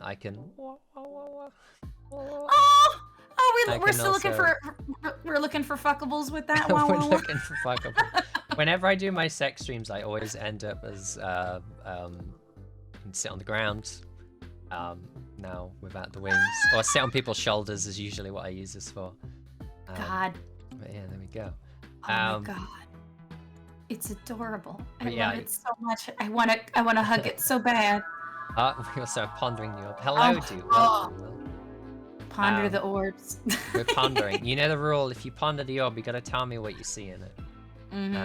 Or you have to also ponder it respectfully. Make sure you ponder it respectfully. I don't care. You can ponder it however you like. I mean, it's your orb. You can ponder however you want. Yeah, whatever you see in there can be ever. Your earthly desire, your meta-earthly desire, I don't know. It can be... Whatever Baldur's Gate's gonna let you do, whatever ratchet shit you can do. I mean, those mind flayers, man. What them tentacles do, though. Right? So. They're very much sorry from Mass Effect. They can do the mind fuckery. Oh shit! You played Cyberpunk? I did not play Cyberpunk, actually. Well, that has my favorite sex scene in any game. I don't want to spoil it because it comes out of nowhere, but. It's just okay. You would say that about a lot of people might come out of nowhere. Yes, definitely. Baldur's Gate. Ponder the Baldur's Gate. No, I said that as a sheep. I apologize. Sheep VTubers? Where you at? Where you at? Oh, there's a Bo Sheep coming out. Oh, is she out yet? Is she not out? She did her debut, but then had a derecho came by and knocked her out, so she's gonna do another stream about it. Okay. So she's definitely gonna have another one. Hopefully it goes well, and nothing bad will happen. I fucking love this bat. Can we talk about this bat real quick? I'm sorry. You can thank Zem. Everyone thank Zem in the chat for the bat. But yeah, that is one of the sad things about going 3D, because I'm going 3D. Oh. I might see if I can work out if I make a 3D bat to work out. What were we talking about before this? I can't remember. I think we were going through like just random topics, but that's fine. Yeah. I don't mind it. I don't mind. The stream of consciousness is a weird thing, I guess. Yeah. Video games, sex in video games. We went through a lot of stuff. We're learning a lot today. We're learning a lot. Yeah. Baldur's Gate. I'm trying to think what else is coming out soon that is like exciting. I remember when I was like a late teen, I would like check out all the video game news. I would know everything that's coming out. But now I just like they announce games way too early, and I just don't give a shit. Yeah, so, like, they announce it so far back that you forget it when it comes out, and you're like, oh fuck, I forgot about it. Shit. They announce it, you're like, oh shit, I'm so excited. It's out in 4 years. Oh well. Oh well, fuck. Who will I be in 4 years? I don't know. Actually, one of my old jobs, I said I was a library person, a librarian. One of them was actually to know that because my library would buy video games. FYI, your local libraries, I don't know if it's the same in the UK, but your local libraries have not only DVDs that you can rent for free, but also video games. Get on it, you nerds. I used to have to like research like, graphic novels and stuff like that were coming out. Sometimes I would actually go to conventions and video game conventions, and it would be paid for because technically I would be able to say it's like, it's research development, business experience, right? But it was true because I would actually know the games before they came out and go there and then like get a sneaky peeky for the kids or the teens that wanted to try it. So that's what I would do. That was actually one of my favorite jobs, was like making safe spaces for kids to just be nerds and figuring out the stuff that they wanted to do. So like, FYI, you can go to your local library and get some really, really wonderful video games for 2 weeks and then renew it for another 2 weeks. So a whole month to play a fucking game instead of paying $60 that you definitely don't have. Yeah, go do that, people. I think it depends on the library here. I don't think all of them do it, but...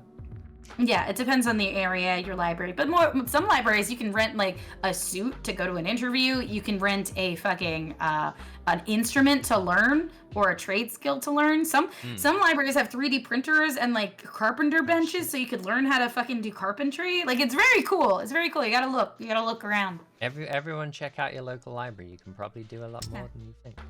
Yeah, people think that it's just like a bunch of us just shushing each other all day, but like, if anything, all the nerds went there. All the nerds went there. Having fun isn't hard when you've got a library card. God! Adorable. That's a little song from Arthur. Aww.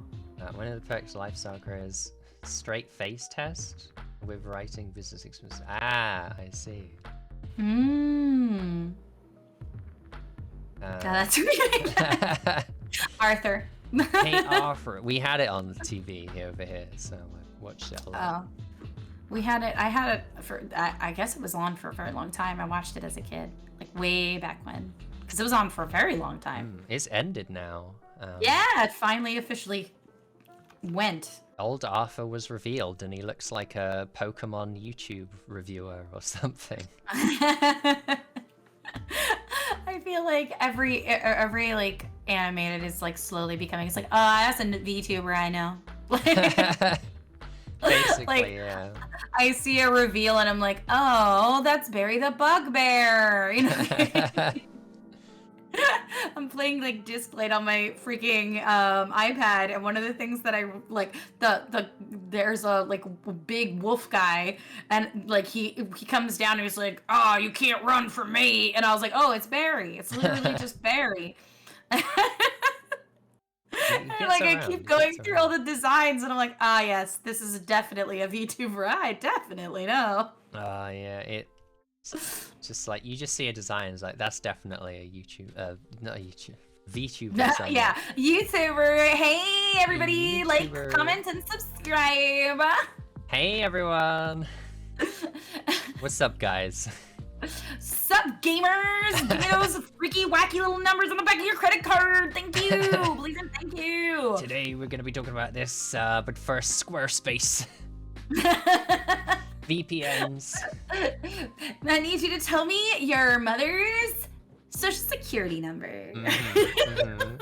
If your new name is your mother's maiden name and your first pet and the street you live on. Yeah, could you do that? What would it be? Tell us. Raid Shadow Legends.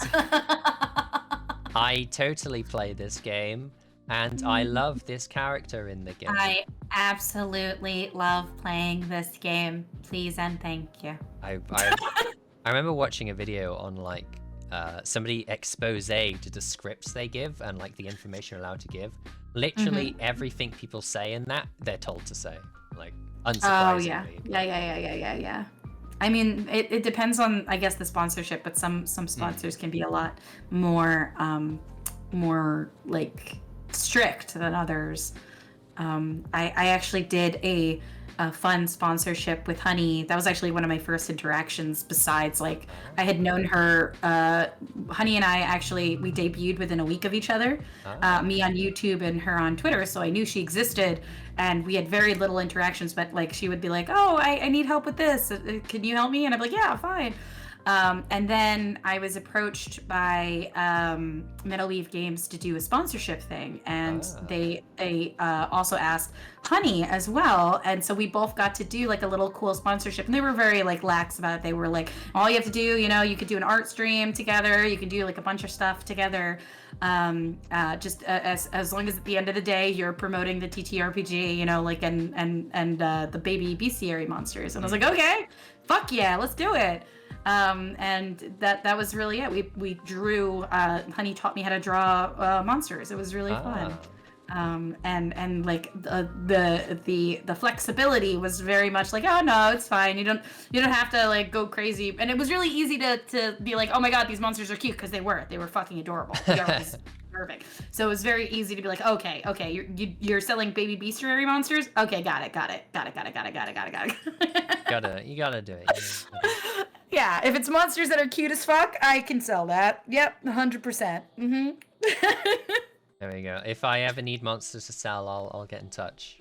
No, thank you. The Monster Guild. That's probably a guild, right? There's definitely a guild somewhere, right? There's a guild for everything these days. I think probably the Dentistry Guild. The Dentistry. That's super serious. Be careful around them. The tax guild. Yeah, they're pretty serious. Every guild has to pay to the tax guild. It's a whole thing. I get you, man. It's scary stuff, Is there a goblin guild? I'm sure there is. Oh, sorry. Yes, I'm sure there is. I'm so sorry. I'm getting, tired, hungry. Those are the two. I start yawning because my stomach hurts. Understandable. I'm getting hungry too. I envision Gobbie with a little leather dressing bag opening up, some shiny monsters crawling out and squeaking. Oh, I would do that. I love baby monsters. Baby monsters are so cute. Little monster holder for you. Yes. But yeah, I'm trying to think if there's anything we've missed out at all. So we know you started streaming. Mr. Manager. Is it Mr. Manager? Got you all involved, recruited you. I'm putting together a team. I have a certain set of skills. Yes. Mr. Manager recruited Petricana, Urim's son, and Cleo Ironhex, which we're all friends, and that's what makes us cool. And each of us has kind of like our own little niche, our own little section of like a corner of like, I feel like the Dembers and the chat that is Dem that likes Dem. I think Dembonites. The community, Dem community is very good and very like when Cleo came out, she was so nervous. She'd never streamed before. It was definitely something that she was very nervous to do. And she's just naturally nervous. And we were like, no, you're gonna be great. Everybody loves you. It's fine. Because we had like slowly introduced her as like our friend beforehand. So when she came out, there were people she'd never met before in her chat. There were people just excited to just know her and get to know her.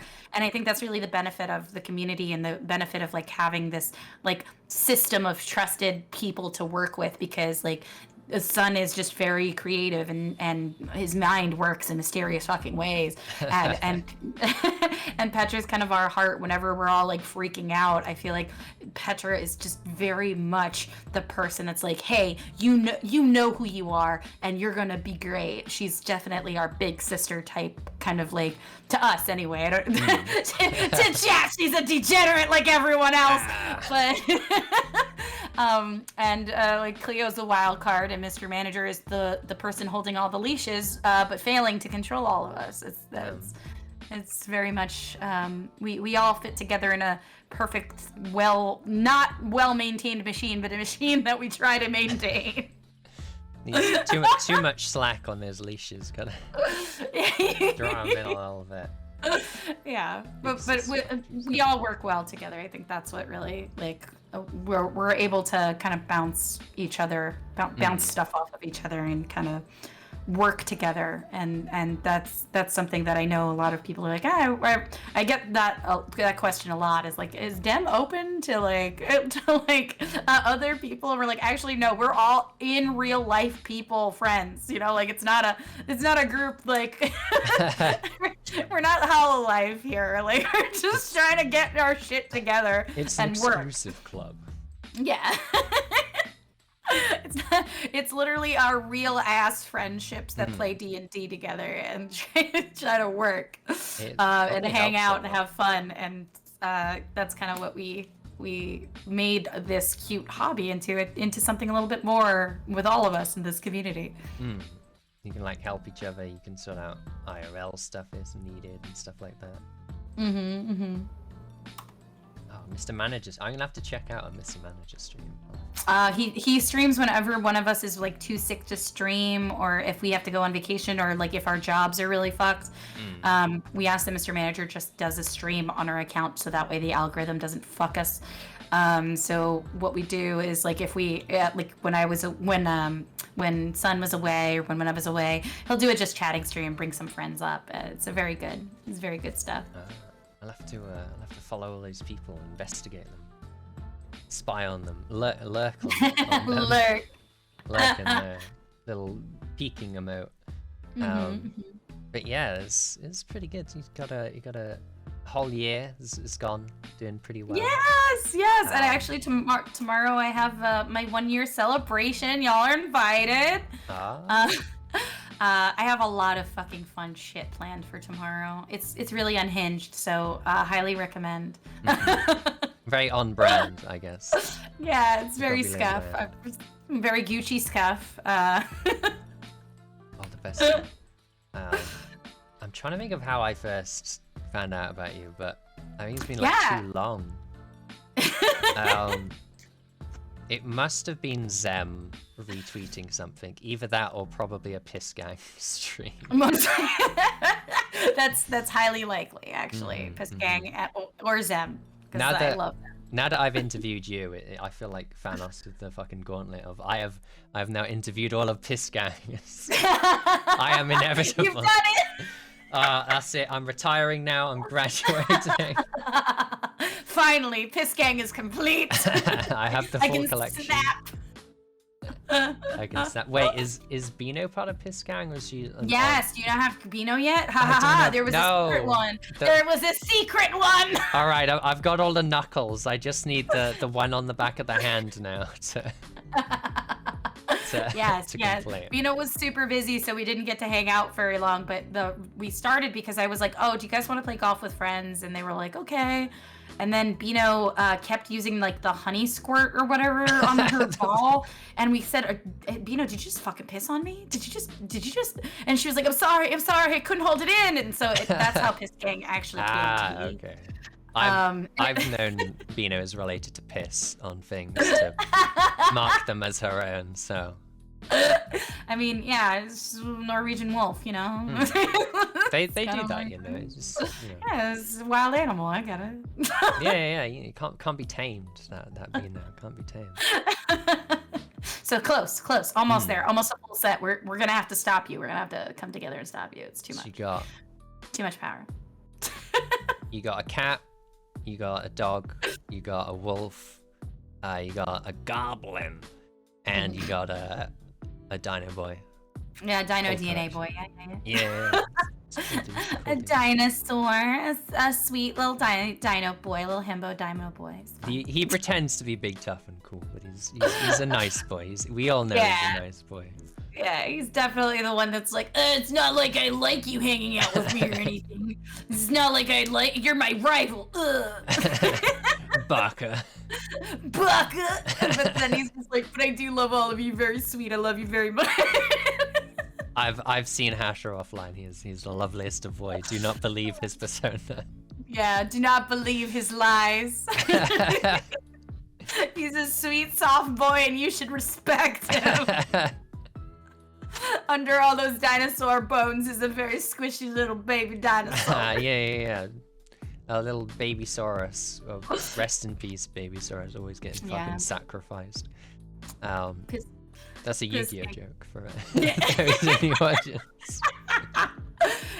Piss Gang is just a very, very supportive, very fun group of people, and I'm very, very lucky to have met them just randomly through Poffle just one day, and then Beano, and then Hasher, and then I think Hasher. I was just talking, I saw a post that Hasher did with Poffle, and he was talking about just fucking Yu-Gi-Oh, and I was like, oh fuck yeah, let's talk.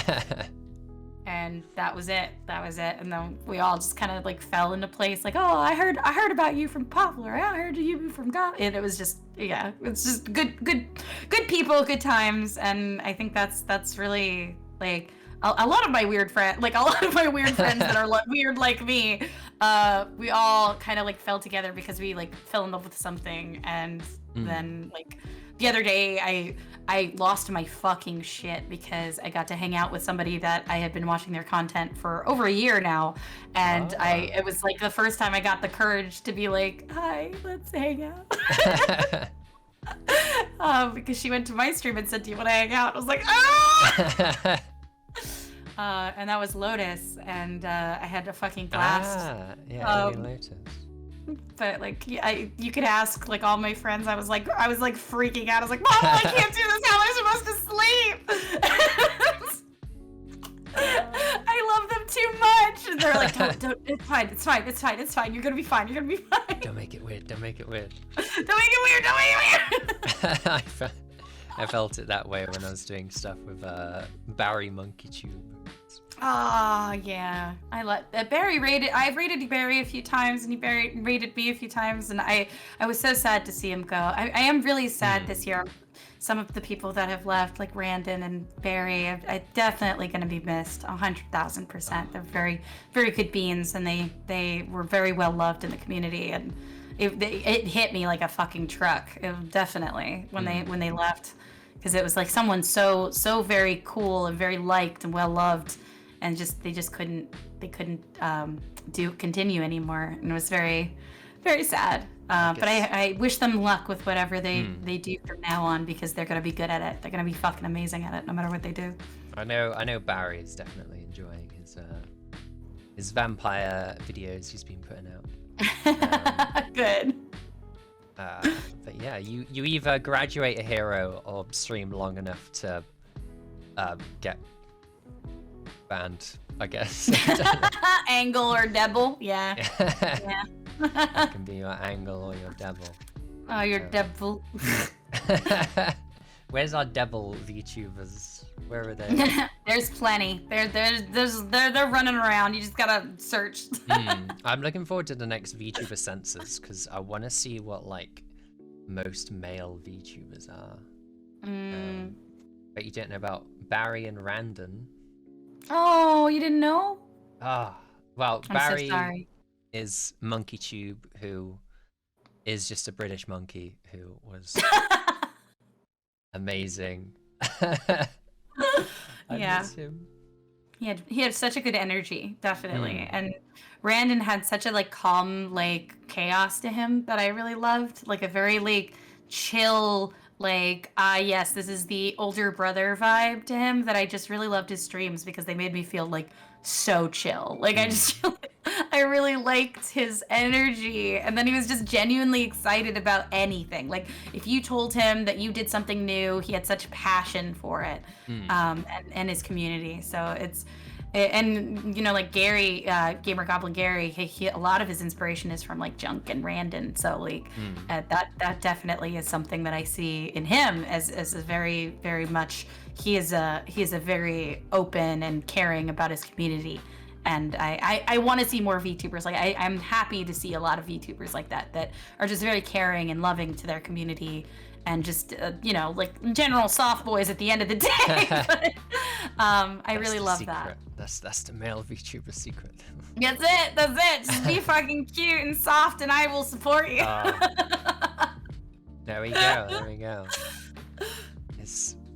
So, Star Wars. Let's talk about Star Wars. Yes, okay. Yes. I don't know where to start. What's your relationship with Star Wars? That's my relationship. Yeah. Am I kidding? Is this a relationship interview? Because I was not told this. Well, I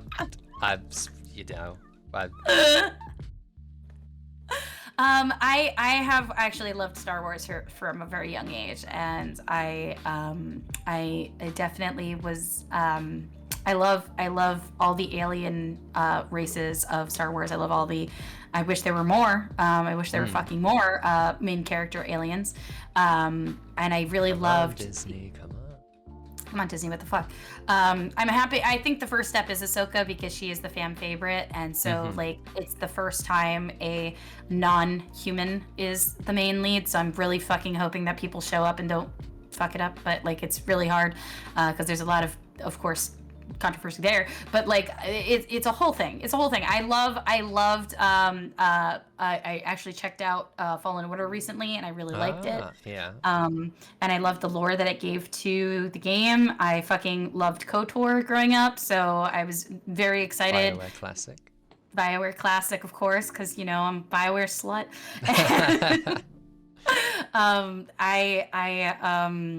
I loved watching the new Star Wars show on Disney, the one with all of the what is it called? Visions, I think. I fucking love Visions. Loved it. I thought it was really cool. I hope they do more. They do more. I'm glad they said it was non-canon before I watched it. Otherwise, I would be very fucking angry. But knowing it was non-canon allowed me to enjoy it a lot more. There was a lot of stuff that they just kind of went. But I like that they were like, here, take it and have fun with it. Like, I wish they did that more with more things. And that's why I'm hoping that this is like, we want to see if people like shit like this so we can do more weird shit. I hope that it opens doors instead of closes them, in my opinion. Like, I'm really excited because there were a lot of alien protagonists in there. And I was very, very, very check boxes for me. So I'm very happy about that. Which one was your favorite? Oh, no. You can't do this for me. Okay. There were a lot of good ones. Some of them you're like, wait, this isn't a full anime. This is just one episode. I loved Republic Commando. I haven't heard that, but I hope so. I liked the one about the band. What was it called? Like Tatooine Rhapsody or something like that. It was that one. I loved the one with the band. It reminded me of Gary actually, and it was very sweet. I said to, like I remember like Gary hadn't watched it yet, and Barry hadn't watched it yet. Barry the Bugbear, and I was like the two of them. I was like, you gotta fucking watch Star Wars Vision. This has banded, and I know it's not. You're just not about just bands. That's not who you are. But you gotta watch it. It's fucking great. It makes me feel very, very, very many things. Okay. So I very much liked that one, and I really loved. Oh fuck, what was the other one that I was like really in love with, and I kept talking about? Fuck. There's so the first one is the duel, then it's the Rhapsody one, then it's the really over the top hyperspace jousting one. Oh yeah, that one was fun. And then it was the Bride. Yes. The Bride one was really good. I liked the one where I just lost it. The seventh Jedi. The ninth. One of them. The ninth. Yeah. There was a number Jedi. That one I thought was really fun. I really. Oh liked that. yeah. That's one of the ones fun. You're like, what the fuck? This isn't a full anime. Yes, I was like, oh fuck, how long is this? Like I looked at the clock and I was like, fuck, this is good. Oh yeah, it's so good, so good. I love shit like that. I actually played what is it called? Fucking the TTRPG. The new one or the old one or the old one? The one with the dice that has light side points and dark side points, and I'm sure Mr. Manager's gonna yell it into the chat any minute now. I fucking love that system. It's my favorite system to run. Yeah, and then they actually made it into Genesis, which is also a very good system. Okay, but I love that system. As a DM, I like a system that actually gives me something to work with, not just a number of you pass or fail. Edge of Empire. Edge of Empire. Yeah, I knew Mr. Manager was gonna run to his keyboard wherever he was. He was summoned from the breach. Where is it? Thank you. His face. Mr. Manager loves Genesis. Absolutely loves Edge of Empire and Genesis because it's a very good system. It's a very forgiving system. The only part I didn't like about it, because I would often get it, is when you fucking tied. When it fucking tied, I would be so upset because it would go to it would choose one instead of narratively nothing happening. It would choose one and not the other, and I was like, no, narratively it's neutral, and I got real upset about it all the time. And Mr. Manager would be like, fucking stop! I just wanted to. Gobbie, your D&D is showing. Shut up! But I played a Twi'lek because actually I played SWTOR. Sorry, back up. When I was a kid. Rewinding. When I was a kid, when I was a little goblin, my brother, I basically got hand-me-downs from my brother all the time. Like I had a VCR for a very long time past when I should have had a fucking DVD player because I had an older brother and all this stuff with him. So he would go out to work and I was still pretty young, and he would let me be on his computer. And one of the things he had was SWTOR, which Swig, I'm sorry, Star Wars Galaxies. So he let me make Star Wars Galaxies. And so I played Star Wars Galaxies, and I was a Twi'lek, and he was a Wookiee. And I remember everyone was like, oh my god, that's such a cute pairing, being brother and sister. And then fucking KOTOR came out, and we were like, oh my god, it's us! Oh my god, it's us! So it was definitely something that we bonded over, because he was much older than me, so it was kind of hard for us to get along besides that. So I remember being able to do shit in SWTOR, in Star Wars Galaxies. Sorry, so many fuckies was Star Wars Galaxies. And he'd get online because he was in charge of, he was second in command of this big old guild at the time. And when I came online, it was like, oh my god, it's his little sister! Hi! And I was Master Pistolier, fucking Master Dancer, and Master Monster Hunter, or Monster Tamer. And I'm assuming this was the pre-Jedi patch days at Jedi. Yes, it was actually pre the space expansion, which did eventually ruin the game. So it was vanilla before the space expansion, where I personally was very bad at, and a lot of people kind of fell off at that point. But I very much loved that game. That was kind of like my gateway. I liked the Star Wars as a whole at the time. already I was kind of like excited to play in it, but when I got to be a fucking Twi'lek, I was very excited because I always thought it's like, oh man, I could be like this strong person and not just a dancer. But I did decide to be Master Dancer because why the fuck not? Because you needed one in PvP battles. People couldn't fucking, like, they'd keep losing their health, and if you couldn't restore that health that was lost from your death because you needed to watch a dancer, you had to watch a dancer in order to get your health back. And I thought, oh my god, that's so important. That's so fucking cool. I love why that. Jabba has all the dancers around him. Yeah, he's got to keep his stamina. So that leads into why the campaign that Mr. Manager and I played in, I was actually a Twi'lek bounty hunter. I actually made a character that was from Geonosia before it was taken over by the Empire and wiped clean. So she was actually one of the people that was like imprisoned there. Her family worked there, and during the hostile takeover of Geonosia, that's when she lost her family. You know the Geonosians in I guess you would the bugs? The bug people. Okay. Yeah. Geonosis, yeah. Yeah. I actually in Swig I had the Geonosis rifles, the big pistols that went wah wah wah wah wah wah wah. So that's what I wanted. I really wanted the Geonosian pistols. So that's exactly what I did. Is I made a character who was a bounty hunter that like she got trapped under like rocks there and then was saved, and she was able to like pilot her way off and so she had like one of her Liku was like scarred, and so she would actually wear like a Geonosian helmet and be a bounty hunter, so no one would know her like her whole thing. And so she was called like the Dragonfly, and like I was like the runner to get like our shit together and help like fight under I was the ace pilot, you know. So I was very gotta have one. Gotta have one. So I was the ace pilot. And I had so much fun. I loved it. And I decided to be country, so I had a lot of isms. So so I wrote down in my book, and I've probably said this like a million times, so my chat's like, oh, of course. But like I had like a little isms like, you're slippery than a Hutt's tongue and shit like that. I want to think about a Hutt's tongue. No, dude, don't. But it was like very visceral images that anybody who liked Star Wars would get. So like that was I loved it. So yes, I love Edge of Empire. I love the world of Star Wars, and I think it's very underutilized, and I really want more. I am happy that Visions came out, and I'm hoping that more shit comes out of it, because it is a very rich world. I do think that there is like one story that likes to be told, and it's the humans every fucking time. It's the human Force users every time that have to save the galaxy. And I am so fucking done with that. I just want, I would really, really, really, really like any other character to do it, please, God.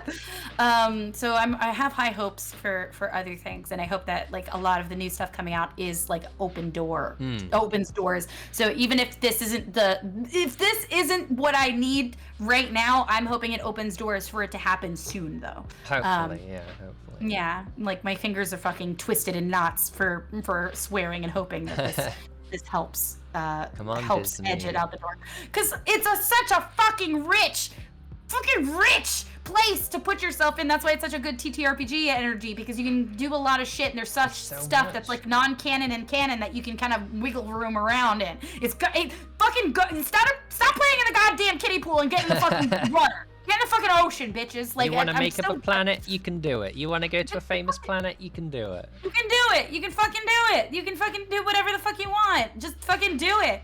And I think that's a lot of people are like tied down to that, especially in the main games and stuff. So I'm like hoping and praying that.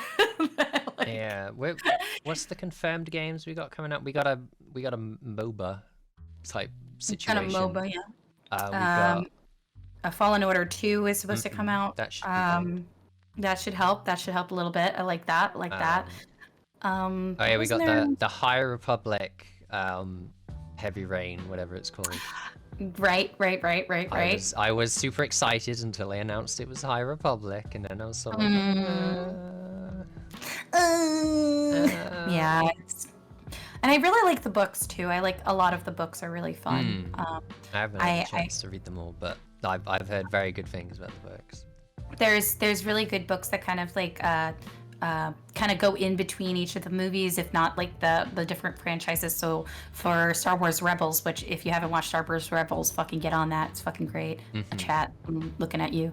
But there was a book that talks about like Caden's life beforehand, when he was a Padawan, and when he before when he meets Hera, and I was very, very happy with like how they kind of described it, because like and the Thrawn books, that they're very good. They kind of give kind of an insight to Thrawn as well, because yeah, like there is good and evil and all that good stuff, but like it shows that he had like other, like, yeah, he's fucking evil. There's no like is he? No, he's fucking evil. He did shit for his own personal gain. But in the books it gives us like, oh, but he did get it, like he started on this path because of X, Y, and Z, you know. So it started off as something that was like an altruistic kind of a thing, but then it's like, oh yeah, but he ultimately is a creature for his own like gain, you know. The Chiss people, yeah, the Chiss, which is also underutilized 100%. Like you could easily, hey, wait a minute, you fucking keep using the same force using humans when you could literally paint one of them blue and with red eyes and you could fucking call it a day, you assholes. Yeah, like, it's so easy, easy. Come Stop on, it. Stop listening to the money people and do what you want. Dave Filoni, save us. Give me a nice chunky rat person, please. Thank you. And they called, fucking Cleo would know, she played one of them. Just give me one of them. The what? The chunky... They're like rats. They're oh god, what are they? Mr. Manager. Oh wait, the little bat people with no wings? No. There's a rat people as well. They're in the out. Oh my god, there's a Wikipedia with all the fucking great things. Jeanette. Thank you. Jeanette. Thank you. Yeah. Look that one up. That one's a good one. That was good. There's so many. They're so diverse. They're so fucking cool, and nobody uses them. Come on. Nobody fucking uses them. That's one of the big problem I had with the new Disney movies is they just kept making up new aliens. They didn't like do any old ones apart from. There are fucking hundreds of them. Skaven. Skaven's different. I'm going to say exclusively about Joe. Fucking. Yeah, Jawas. Yeah. Everything is underutilized. They just kind of be like, oh yes, these are set pieces. They belong on the sidelines, and the main characters, because they want people to relate with the main characters. And it's like, no, I want to relate with that fucking funky weirdo in the corner. Who the fuck is that? Give me some hottie with vibrant skin. Yeah, back to Mass Effect. Here we go. Yeah, there we go. Let me fuck the aliens. Please and thank you. Give me glowing nipples. Give me the Garussi. Give it to me now. Please. Have we had... I think... Yeah, you could... I think you had implied fucking in KOTOR, right? I don't think you had, like... It was implied. Yeah, you went into a room and then it cut to black, I think. It's been a while. Yeah, you just held hands for an hour. That's all that happened. Yeah. Yeah, oh, that's lewder, but yeah. Oh, whoa. Well, sorry, too much. At the next Mass Effect. Everyone is hoping. Fuck. We're not getting on that. We're jumping off this horse. I'm jumping off this train. It was a great interview. Bye. Finally got glimpses of Mandalorian. Yeah, the Mandalorian's like good. Yeah. I've been enjoying it. We got the Obi Kenobi show this week. Yes. Cross your fucking fingers, y'all. It is not gonna have, which I was a little disappointed that it's not gonna have Darth Maul, but I guess, like, I get why they're not doing it. I get it. Yeah, they've already done it canon-wise, so. Right. So I get why they're doing it. Would I have, like, fucking shit and been so excited to clap 1,000 times? Yes. If they showed the battle between fucking Kenobi and fucking Darth Maul, like, live action, yeah, I would have died. I would have fucking lost my goddamn shit. Best fight in all of the seasons. Yeah, it's fucking amazing. If they did that live action, I would die. But I get it. I fucking get it. And I don't know if they're like, and the same thing with Ahsoka. In Ahsoka's book, they have like a battle as well that they could have animated or done anything like that. Which I mean not animated, live action, because they did animate. And so like that could have been something that they did, but like I get it. They're like, oh, for the fans that have already watched it, we're not gonna fucking do that. We're gonna actually try it different. And I get it. But would I have wanted it? Yes. Would I have done it anyway? Yes. Maybe they're considering a season 2. and it would be the finale of season 2. But man. when I first heard of the Obi Kenobi show, I'm gonna keep calling it that. Obi Kenobi show. I was sort of semi-hoping for like some misadventures of a Jedi and a baby, and it's him trying to get to Tatooine. Yeah, that would have been that fun. along the way. That would have been really fun. I wonder if they didn't do that because they're like, oh no, that's basically the Mandalorian. I guess so, yeah. I mean, also now we just have an entire show on Tatooine, but I guess that's Book of Boba anyway, so... Right. It's like him running from planet to planet until he finally settles on Tatooine, yeah, I guess. He has misadventures. Oh, we need your help. You're like, Obi-Wan, you're our only hope. And he's like, go on then, alright. What if that's like his secret code? Like, it's not just something that Leia says, it's actually the only way to get him to help you is like, Obi-Wan, come on, you're my only help. Oh, the code has been used! I must activate! 20% off my help has been activated with this code. 100%. I'm looking forward to it. I haven't watched any trailers. I got no idea what the fuck's gonna happen. Oh no, I like to go in blind with the Star Wars stuff because then I get my hopes up for no reason, and I don't want that. I just want to go in because then my brain starts going, oh, it could be this, it could be that, and then it's none of those things, and then I get upset. And I don't want to be upset with something that I'm trying to be cool with because I know that they're trying and it's more than I'm ever gonna get right now. And I have to fucking chill. I have to put my chill on. But it's rough. It's rough. We gotta take any content we can get right now. I'm chomping on the bit. I'm waiting to spend my money on your shit. You keep fucking me, please. I will never forgive The Last Jedi for making me think there was gonna be pod racing. Yeah. Yeah. Bring back pod racing. Did you ever do that the arcade game where you sat in the pod? Yeah, pod racing definitely. one? I loved that one. Yeah. There's not enough of those running around. I was way too small. I couldn't do it properly, but I loved it. Oh no! I didn't care. I sat on my brother's lap and he did all the work, but I felt like I was real. And and during okay, now that like Star Wars has been more of a thing for Disney for a few years now, I actually went to California Adventure, the Disney one, and they basically changed their Space Mountain into into a Star Wars ride, and I fucking bawled. Like I waited in line. You get to be in an X-wing. You get to I waited in line. I was so fucking excited. It was like the last day, and I rode it like 3 times. But when I stopped, like when I got off the ride, I was bawling. I was fucking crying so hard because it was like it felt like I was a real like pilot. It felt so real and so good, and I was like, I can't. It was so good. It was so good. And I was like, people who haven't tried this, and I haven't actually gone to like the new expansions that they've done, you know, in Disney where they had that. Like it's been years since they like did it, and I still haven't been it. But it's super expensive, and I have to wait. Yeah, I want to go, but apparently they're like always really busy. They're also in America. It's and the worst places in America. So Hotlands. Put it in Disneyland Paris, god damn it. That's right next door to me. I want so badly to get a little droid and just play around with it the whole time. Like I'm willing to spend that money. The lightsabers maybe not because I can get a better replica like at an Etsy store, but fucking but it's the experience. It's the experience. If I could just pay for the experience and not take the fucking lightsaber home for $400 or whatever the fuck it is now, I'd be okay with it because I just want the experience. And then like the droid, I'll pay $100 for a fucking droid. I don't care. It's a droid. Droid is worth it. It's worth it. It's worth it. It's fucking worth it to me. Yeah, it's fucking. There's so much to do there. I have a friend who worked on. I don't know how to explain his job. It's all out now and released, so I can talk about it. I think his job was like, so they have the big models of the ships. His job was to like dissect it so that it could be moved from the factory to the place.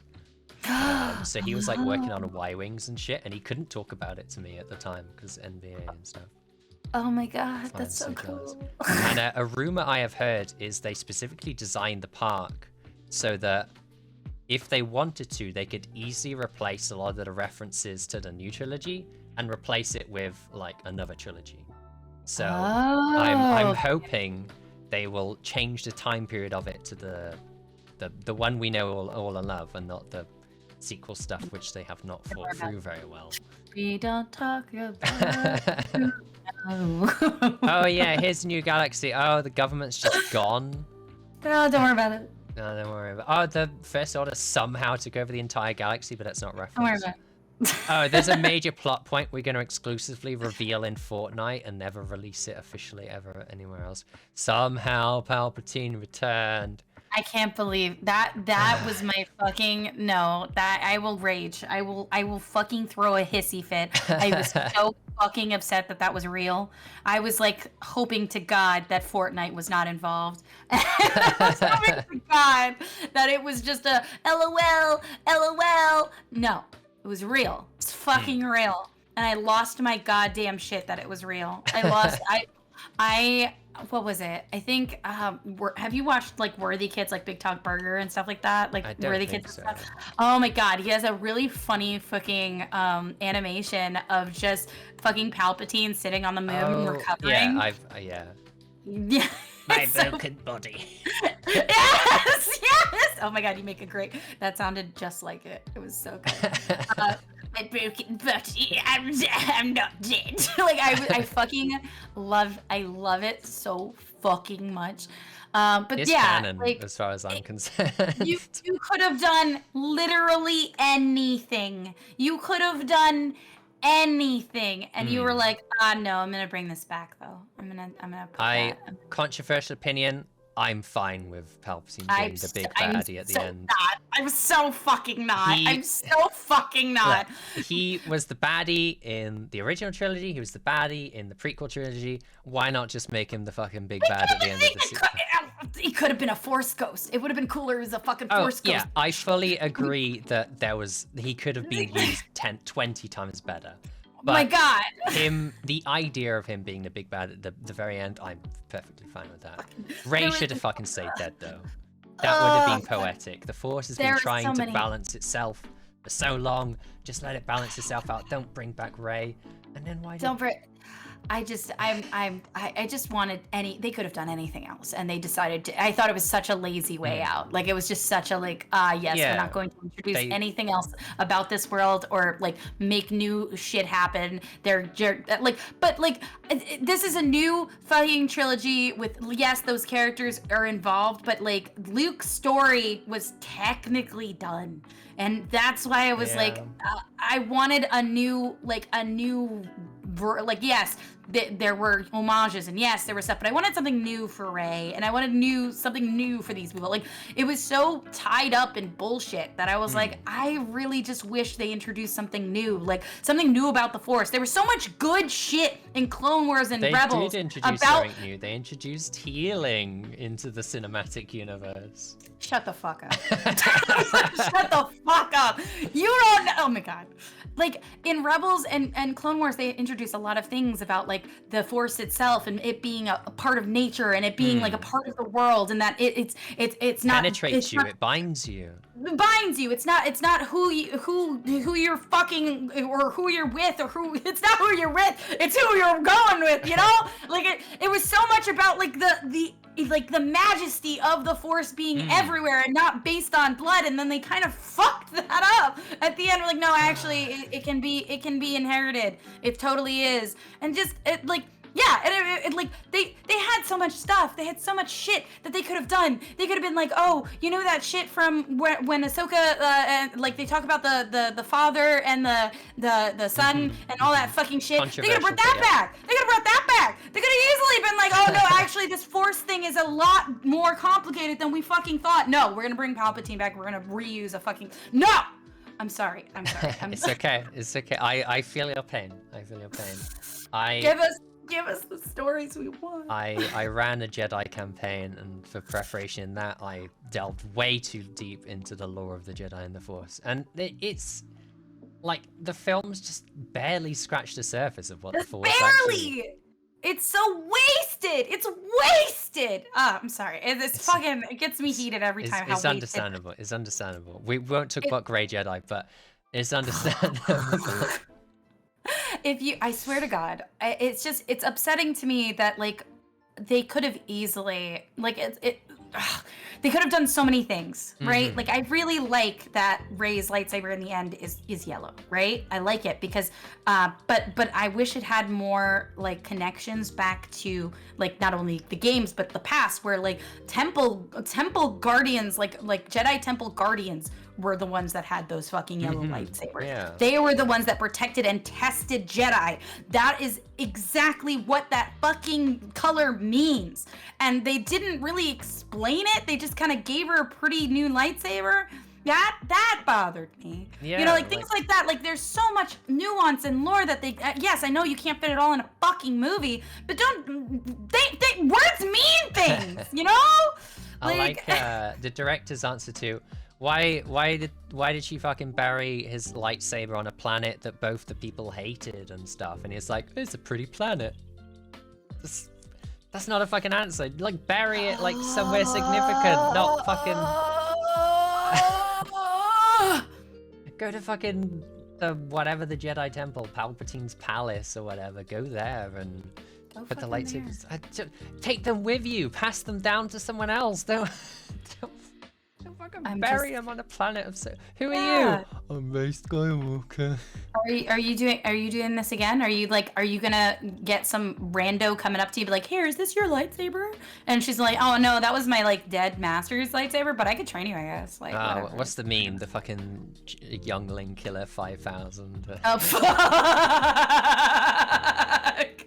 Youngling killer. That gets. I think a lot of people don't understand the weight of, in a Star Wars film there was child genocide. No. Religious genocide. 100%. It's just like when the younglings, oh hi, Anakin, oh no, fuck. It's fucking dark, man. It's dark. It's a lot darker than you think, but like, it's like a world where you saw somebody like make this beautiful, wonderful, very rich world full of shit that you could play with, and then you stick to the one little box inside of it and you don't go outside of it except for sometimes. And when people are like, wow, I really liked it when you went outside that box, you went, yeah, but I really like this box though. It's like, it's so this box fucking makes a lot of money. It's so fucking frustrating because I just want more of it. And I get, like, I am happy that some of the outside properties are getting there. Like, it's not just all in the books, all the fun shit. So it is nice that it's coming out, I guess, and that like video games are more of a thing, so people are doing both. But in the past it was like so fucking bang your head on the wall if you wanted to squeeze out of a rock any kind of jewel that you wanted. You had to like really squeeze to find that shit. And even now I feel like you gave me all these beautiful things, but I still have to squeeze to get a kernel of lore, a crumb of coochie. Give me the good shit. I have to listen to some YouTuber who's reading between the lines of this one paragraph of a book. Nobody talks about the Jedi that fucks. There's a Jedi that fucks and does drugs, but he's never brought up. What was it, Darth Bane that like lived on hate alone? He died like 50 times. He wasn't even his real body. He was literally the personification of the Force, and just I think. Yeah, what do you call like Sith phantoms or whatever? Yeah, he's basically just the fucking Sith, fucking ghost of death. And that was what I was kind of hoping Palpatine was. I was like, oh, it's not really Palpatine. It's like his fucking Sith Dark Lord ghost or whatever. No, it's fucking like I any of those storylines that people don't know about because they were in the books could have been used. Come on, Disney. No, I'm losing brain cells. They're falling out of my ears right fucking now. Disney has a whole vault of ideas they could go into, but they just go in and they just take the one that's off the top. Oh my god. Yeah, I want somebody to dig deep. I want somebody to dig a little bit deeper. Come on.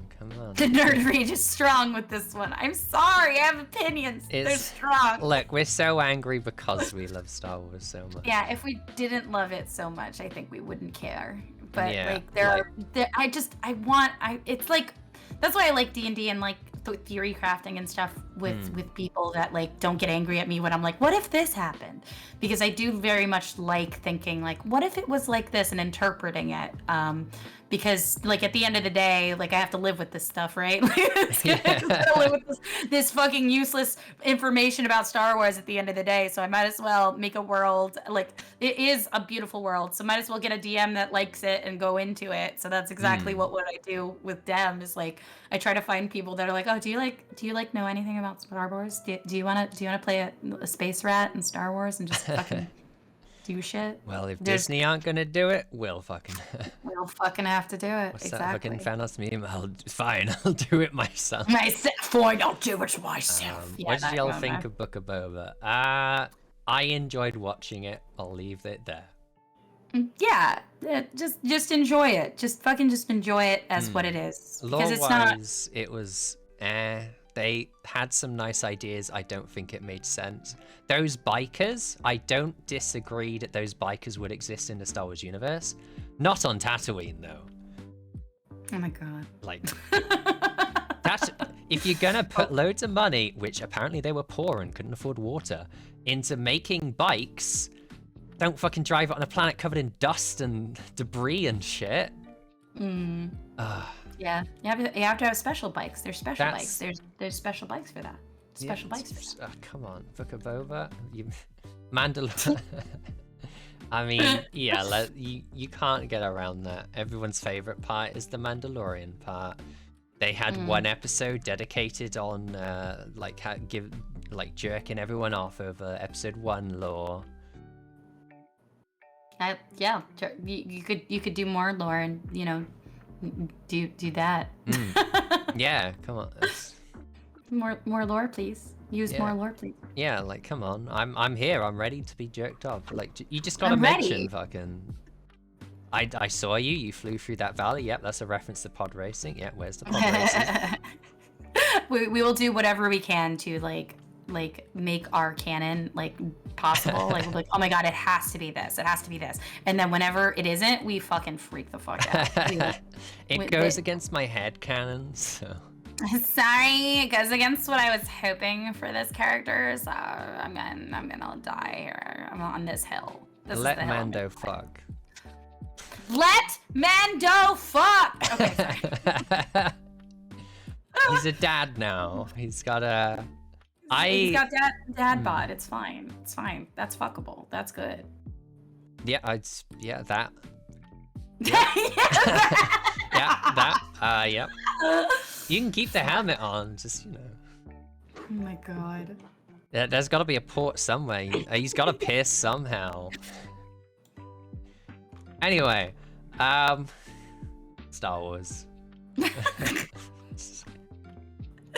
Well, is there anything else you would like to ask? I'm good here. I don't know. If chat has any questions, let it be known now. I think we'll probably start winding down the stream because I just checked and it's been almost 4 hours. Yeah. We were like, yeah, it'll go for 2 hours, and here we got on a fucking rant about fucking alien dick and fucking Star Wars also about alien dick. Okay, all right. So to sum up today, you can fuck in video games. Star Wars makes people angry. History and being a nerd is pretty good.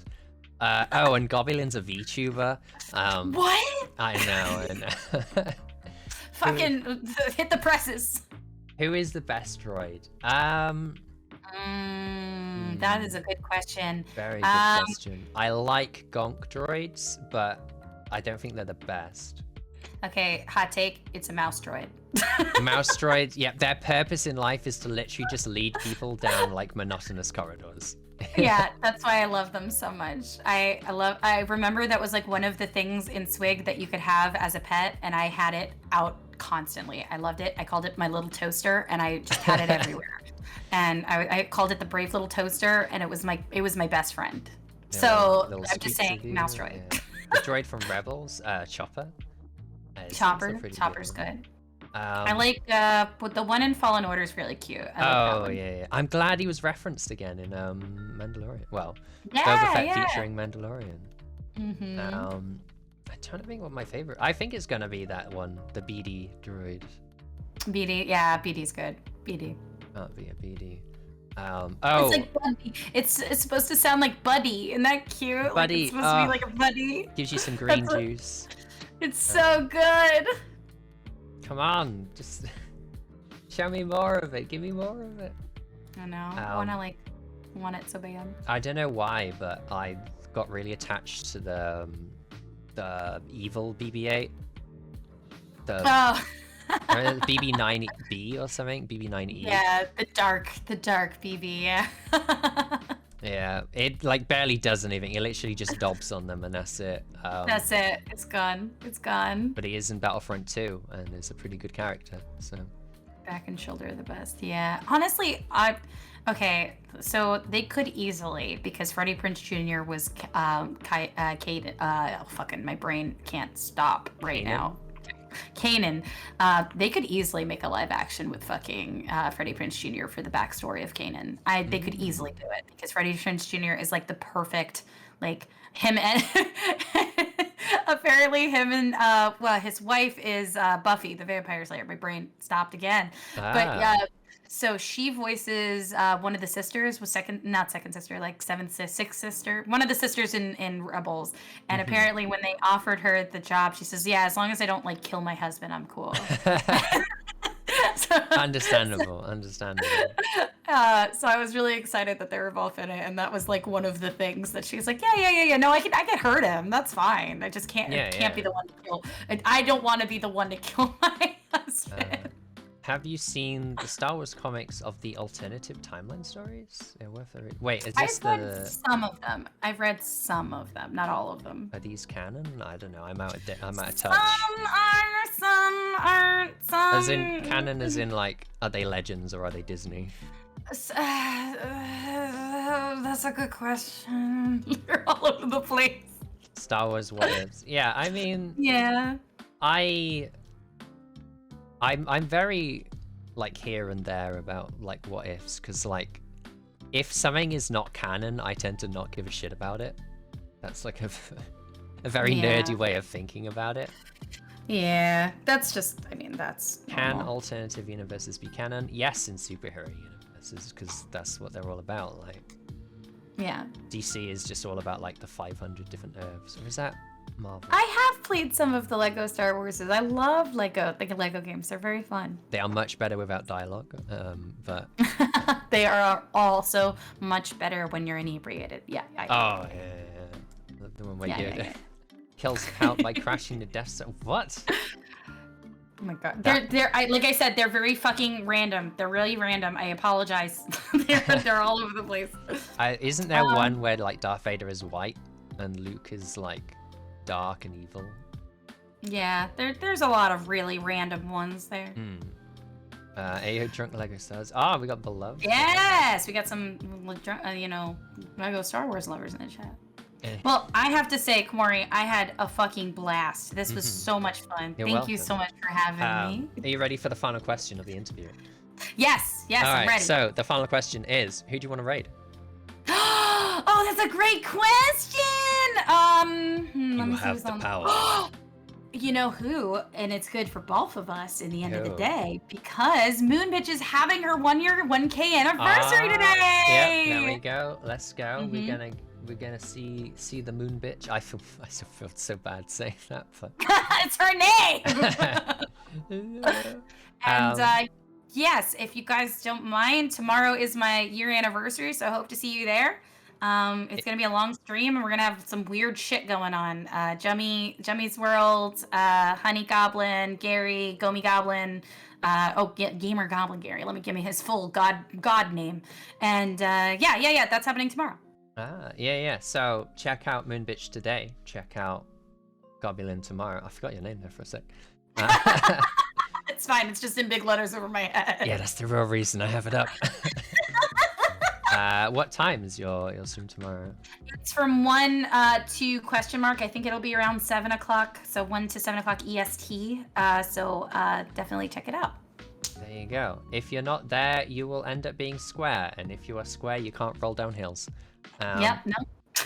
Bad carriage. There you go. But yeah, thank you for coming, GobbieLynne.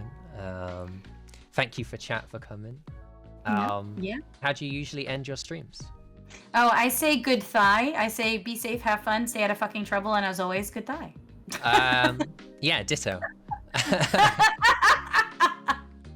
Good thigh, everybody. Bye.